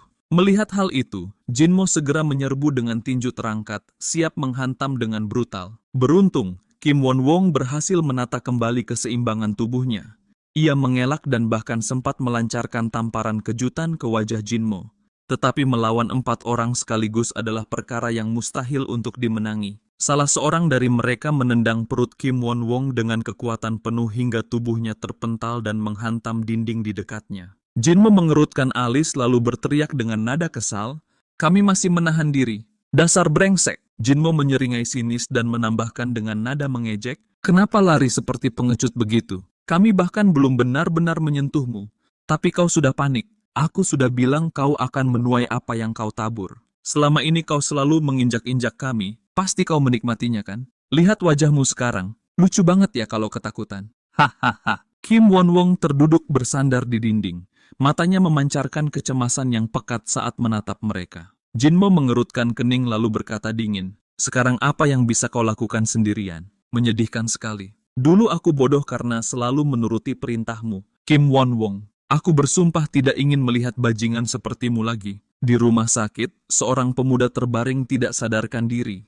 Jae-ina duduk di samping ranjang, menatap Ji-won dengan mata yang dipenuhi kesedihan. Semakin lama ia memandang, semakin berat beban di dadanya. Ia menggigit bibir, menahan gelombang emosi yang hampir pecah. Dalam hati ia berbisik pelan, penuh harap dan janji, "Ji-won, orang-orang yang melakukan ini padamu akan kubuat mereka membayar. Jadi Ji-won, tolong bangunlah, tolong dengarkan permintaanku." Di sekolah, suasana pagi mendadak riuh oleh suara seorang murid laki-laki yang tampak bersemangat luar biasa. Ia mengangkat ponselnya tinggi-tinggi dengan mata berkilat penuh antusiasme. Dengan nada tinggi ia berseru, "Hei, kalian sudah dengar belum? Tadi malam, Kim Won-wong dipukuli habis-habisan oleh Jinmo." Sambil berbicara, ia membuka video di ponselnya dan menunjukkannya kepada teman-teman yang segera berkerumun dengan rasa ingin tahu yang membara. Salah seorang murid lain menatap layar dengan tatapan puas lalu berkomentar sinis, "Wah, Kim Won-wong memang sampah, sok jago terus. Lihat sekarang, jadi bahan tontonan semua orang." Namun, belum sempat ucapannya tuntas, suara keras menggelegar dari arah pintu. Pintu kelas terbuka lebar dengan hentakan kasar, yang Jinmo muncul bersama rombongannya, berjalan masuk dengan langkah penuh kesombongan. Suara bisik-bisik langsung mengalir di antara para murid. Sepertinya ketua kelas sudah berganti, gumam salah satu dari mereka. Begitu memasuki ruangan, Jinmo langsung menjatuhkan dirinya ke kursi. Ia menaruh kakinya di atas meja, menampakkan postur seenaknya, lalu tertawa keras penuh kemenangan. Haha, dasar bajingan Kim Won Wong. Masih belum muncul juga ya? Sepertinya dia sudah tidak berani datang lagi ke sekolah. Dua murid berwajah penurut segera menghampiri dengan sikap sopan, menundukkan kepala seolah sedang berbicara pada penguasa baru. Jinmo, bagaimana dengan tugas antar barang? Apa masih harus kami lakukan seperti biasa? Jinmo menyunggingkan senyum puas, lalu menoleh ke arah temannya yang berambut hitam dan bertanya santai. Menurutmu bagaimana? Apa yang harus kita lakukan? Pria berambut hitam itu tersenyum lebar, lalu menjawab lantang. Mari kita adakan perlombaan. Pemenangnya akan jadi pengantar barang yang baru. Namun sebelum tawa mereka sempat pecah, terdengar langkah kaki berat mendekat dari arah koridor. Suara itu perlahan mendekat lalu berhenti tepat di ambang pintu. Jinmo spontan menoleh. Jantungnya berdebar hebat saat matanya menangkap sosok yang berdiri di sana, Daegun. Dalam sekejap, seluruh arogansi Jinmo lenyap. Wajahnya memucat dan suaranya bergetar saat menyapa. Daegun, selamat pagi. Ia buru-buru menarik tangannya keluar dari saku dan menurunkan kaki yang tadi bertengger di atas meja. Posturnya yang semula congkak seketika berubah menjadi kaku dan sopan. Dengan nada ragu, ia mencoba bertanya, "Ah, Daegun, kau kemari untuk apa?" Daegun hanya tertawa pelan, tawa yang terdengar datar namun mengandung tekanan dingin. Tatapannya menusuk tajam seolah mampu mengupas habis setiap lapisan keberanian Jinmo. "Selamat ya," katanya perlahan. "Sekarang kau sudah jadi pemimpin baru. Kau kelihatan sangat senang dengan posisi itu." Jinmo menggaruk kepalanya dengan canggung. Senyumannya kaku dan memaksa. "Haha, ya, aku belum pernah merasa seperti ini sebelumnya. Tapi terima kasih. Daegun, semua ini juga berkat dirimu." Mendengar ucapan itu ekspresi Daegun seketika berubah serius. Sorot matanya menajam, menembus Jinmo seperti bilah baja. Dengan suara yang dalam namun mengandung tekanan yang menusuk, ia berkata, "Sekarang putuskan. Mau gunakan posisi pemimpinmu untuk melawanku, atau mau menerima pukulan lalu berhenti?" Kata-kata itu menggema di ruangan, membuat udara seolah berhenti berputar. Jinmo menelan ludah, tubuhnya gemetar hebat. Ia berdiri perlahan sambil menutupi bagian bawah tubuhnya dengan kedua tangan. Wajahnya pucat pasi. Dengan suara nyaris bergetar, ia memohon, "Daegun, kumohon pukul aku dengan ringan saja." Daegun menyeringai tipis. "Ringan ya? Baiklah." Seluruh kelas terdiam. Tidak seorang pun berani bersuara. Daegun mengangkat tinjunya perlahan. Gerakannya tenang namun berisi kekuatan yang menakutkan. Dan saat itu juga, tinju Daegun melesat. Satu hantaman bersih mendarat di pipi Jinmo. Anehnya, Jinmo tidak langsung merasakan sakit. Sebaliknya, tubuhnya terasa ringan dan pikirannya mendadak jernih. Dalam hati ia bergumam, "Dia memukulku, tapi kenapa rasanya begitu lega? Seolah tubuhku melayang ke atas seperti sedang terbang." Namun, kesadaran segera menamparnya kembali. Pukulan Daegun begitu kuat hingga tubuh Jinmo terhempas keras ke lantai ubin dengan suara berat. Tubuhnya tidak lagi bergerak, matanya kosong. Daegun menatapnya sebentar lalu mendecak kesal, "Dasar bocah." Ia kemudian menoleh ke arah sisa anak buah Jinmo. Wajah mereka serempak memucat. Daegun tersenyum tipis. "Jadi kalian semua ikut terlibat? Apa aku harus mengurus kalian sekaligus?" Ketegangan meledak. Pria berambut hitam dengan cepat mengangkat kedua tangan tanda menyerah. "Hei, Daegun, kami sudah bukan satu geng lagi. Kami baru saja bubar 3 detik yang lalu." Daegun hanya mendesah panjang. Ia menepuk pundak pria itu pelan sambil berbicara dengan nada tegas. "Ingat, mulai sekarang, jangan pernah lagi berkumpul untuk menindas orang lain atau membuat keributan.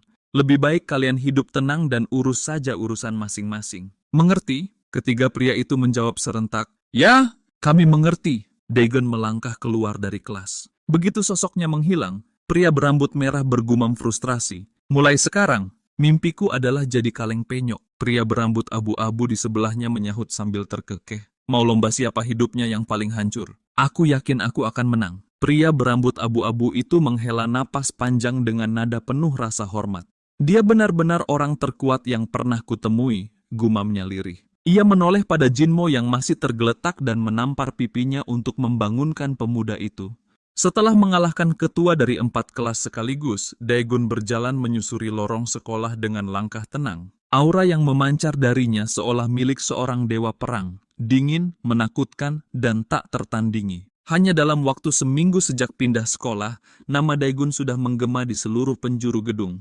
Saat sampai di kelas, ia duduk dengan elegan, mengenakan kacamatanya, lalu membuka buku. Namun, ketenangan itu tidak bertahan lama. Kelompok Manho berdiri di dekatnya, berisik seperti biasanya. Jongmin berseru lantang, "Di angkatan ini, kau adalah harta terbesar." Manho melompat kegirangan. "Luar biasa, kau benar-benar hebat." Daegun memejamkan mata sejenak, lalu tanpa ekspresi mengayunkan sebuah buku ringan ke wajah 3 temannya itu. "Diamlah sedikit," ucapnya datar. Hojong mengusap wajahnya sambil tertawa kecil.